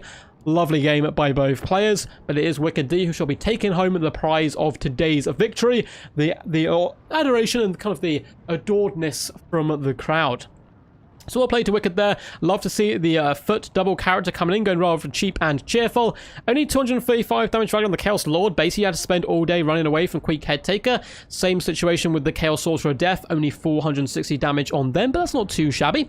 Morals across the board got mid to low hundreds in the damage value. Really getting annihilated by those pesky Plague Monks and Doom Flayers, but nonetheless emerging victorious. There's simply too many of them to withstand. 669 value on the Gorbeast Chariots. 64 kills, and they were full health at the very end of the game still, so plenty more they could have done. The Trolls did okay. I mean, 671 damage value is really nice. The other unit only 360 are both still active in the latter stages of the battle here. 670, 340, 123, and 368 from the Warhounds, deciding to their good judgment to leave those Death Runners alone and flood in the enemy, overwhelm the Teeth Breakers, and really sort the enemy out. Chaos Knights, fantastic pick in my opinion here. 21 kills and 57 kills, getting 694 and 1,513 damage value. Manticore got 700 damage done. Quake Head Taker, only 422. He was so close to those heroes and lords, but he wasn't quite able to pin them in place, and unfortunately they slivered out of his clutches, and he was swamped by infantry and just dragged down. The Warlock Engineer got a rather impressive 1,000 damage value and 39 kills, which is pretty nice. The Death Runners really started to get into the fight, though. That outward deployment just did not pay off for them, and they both didn't even scratch the 200 damage value. In fact, one unit only getting 39 damage value here. Plague Monk Sensor Bearers, 91 kills and just shy of 800 damage value is pretty nice. Standout by far, I think, in the battle, but particularly for the Skaven, was the Blight Scab Plague Pack, 162 kills, 17k damage dealt, and 1,639 damage value. Teeth Breakers, just unfortunately not enough to protect them, only 300 value on them. Likewise, the Wolf Rats simply got overwhelmed, and the Doom Flayers, 300 and 420 damage value apiece. GG. Thanks for playing today, guys. Awesome series. That was a really awesome series. Very close between the two players, but let's quickly update the scoreboard.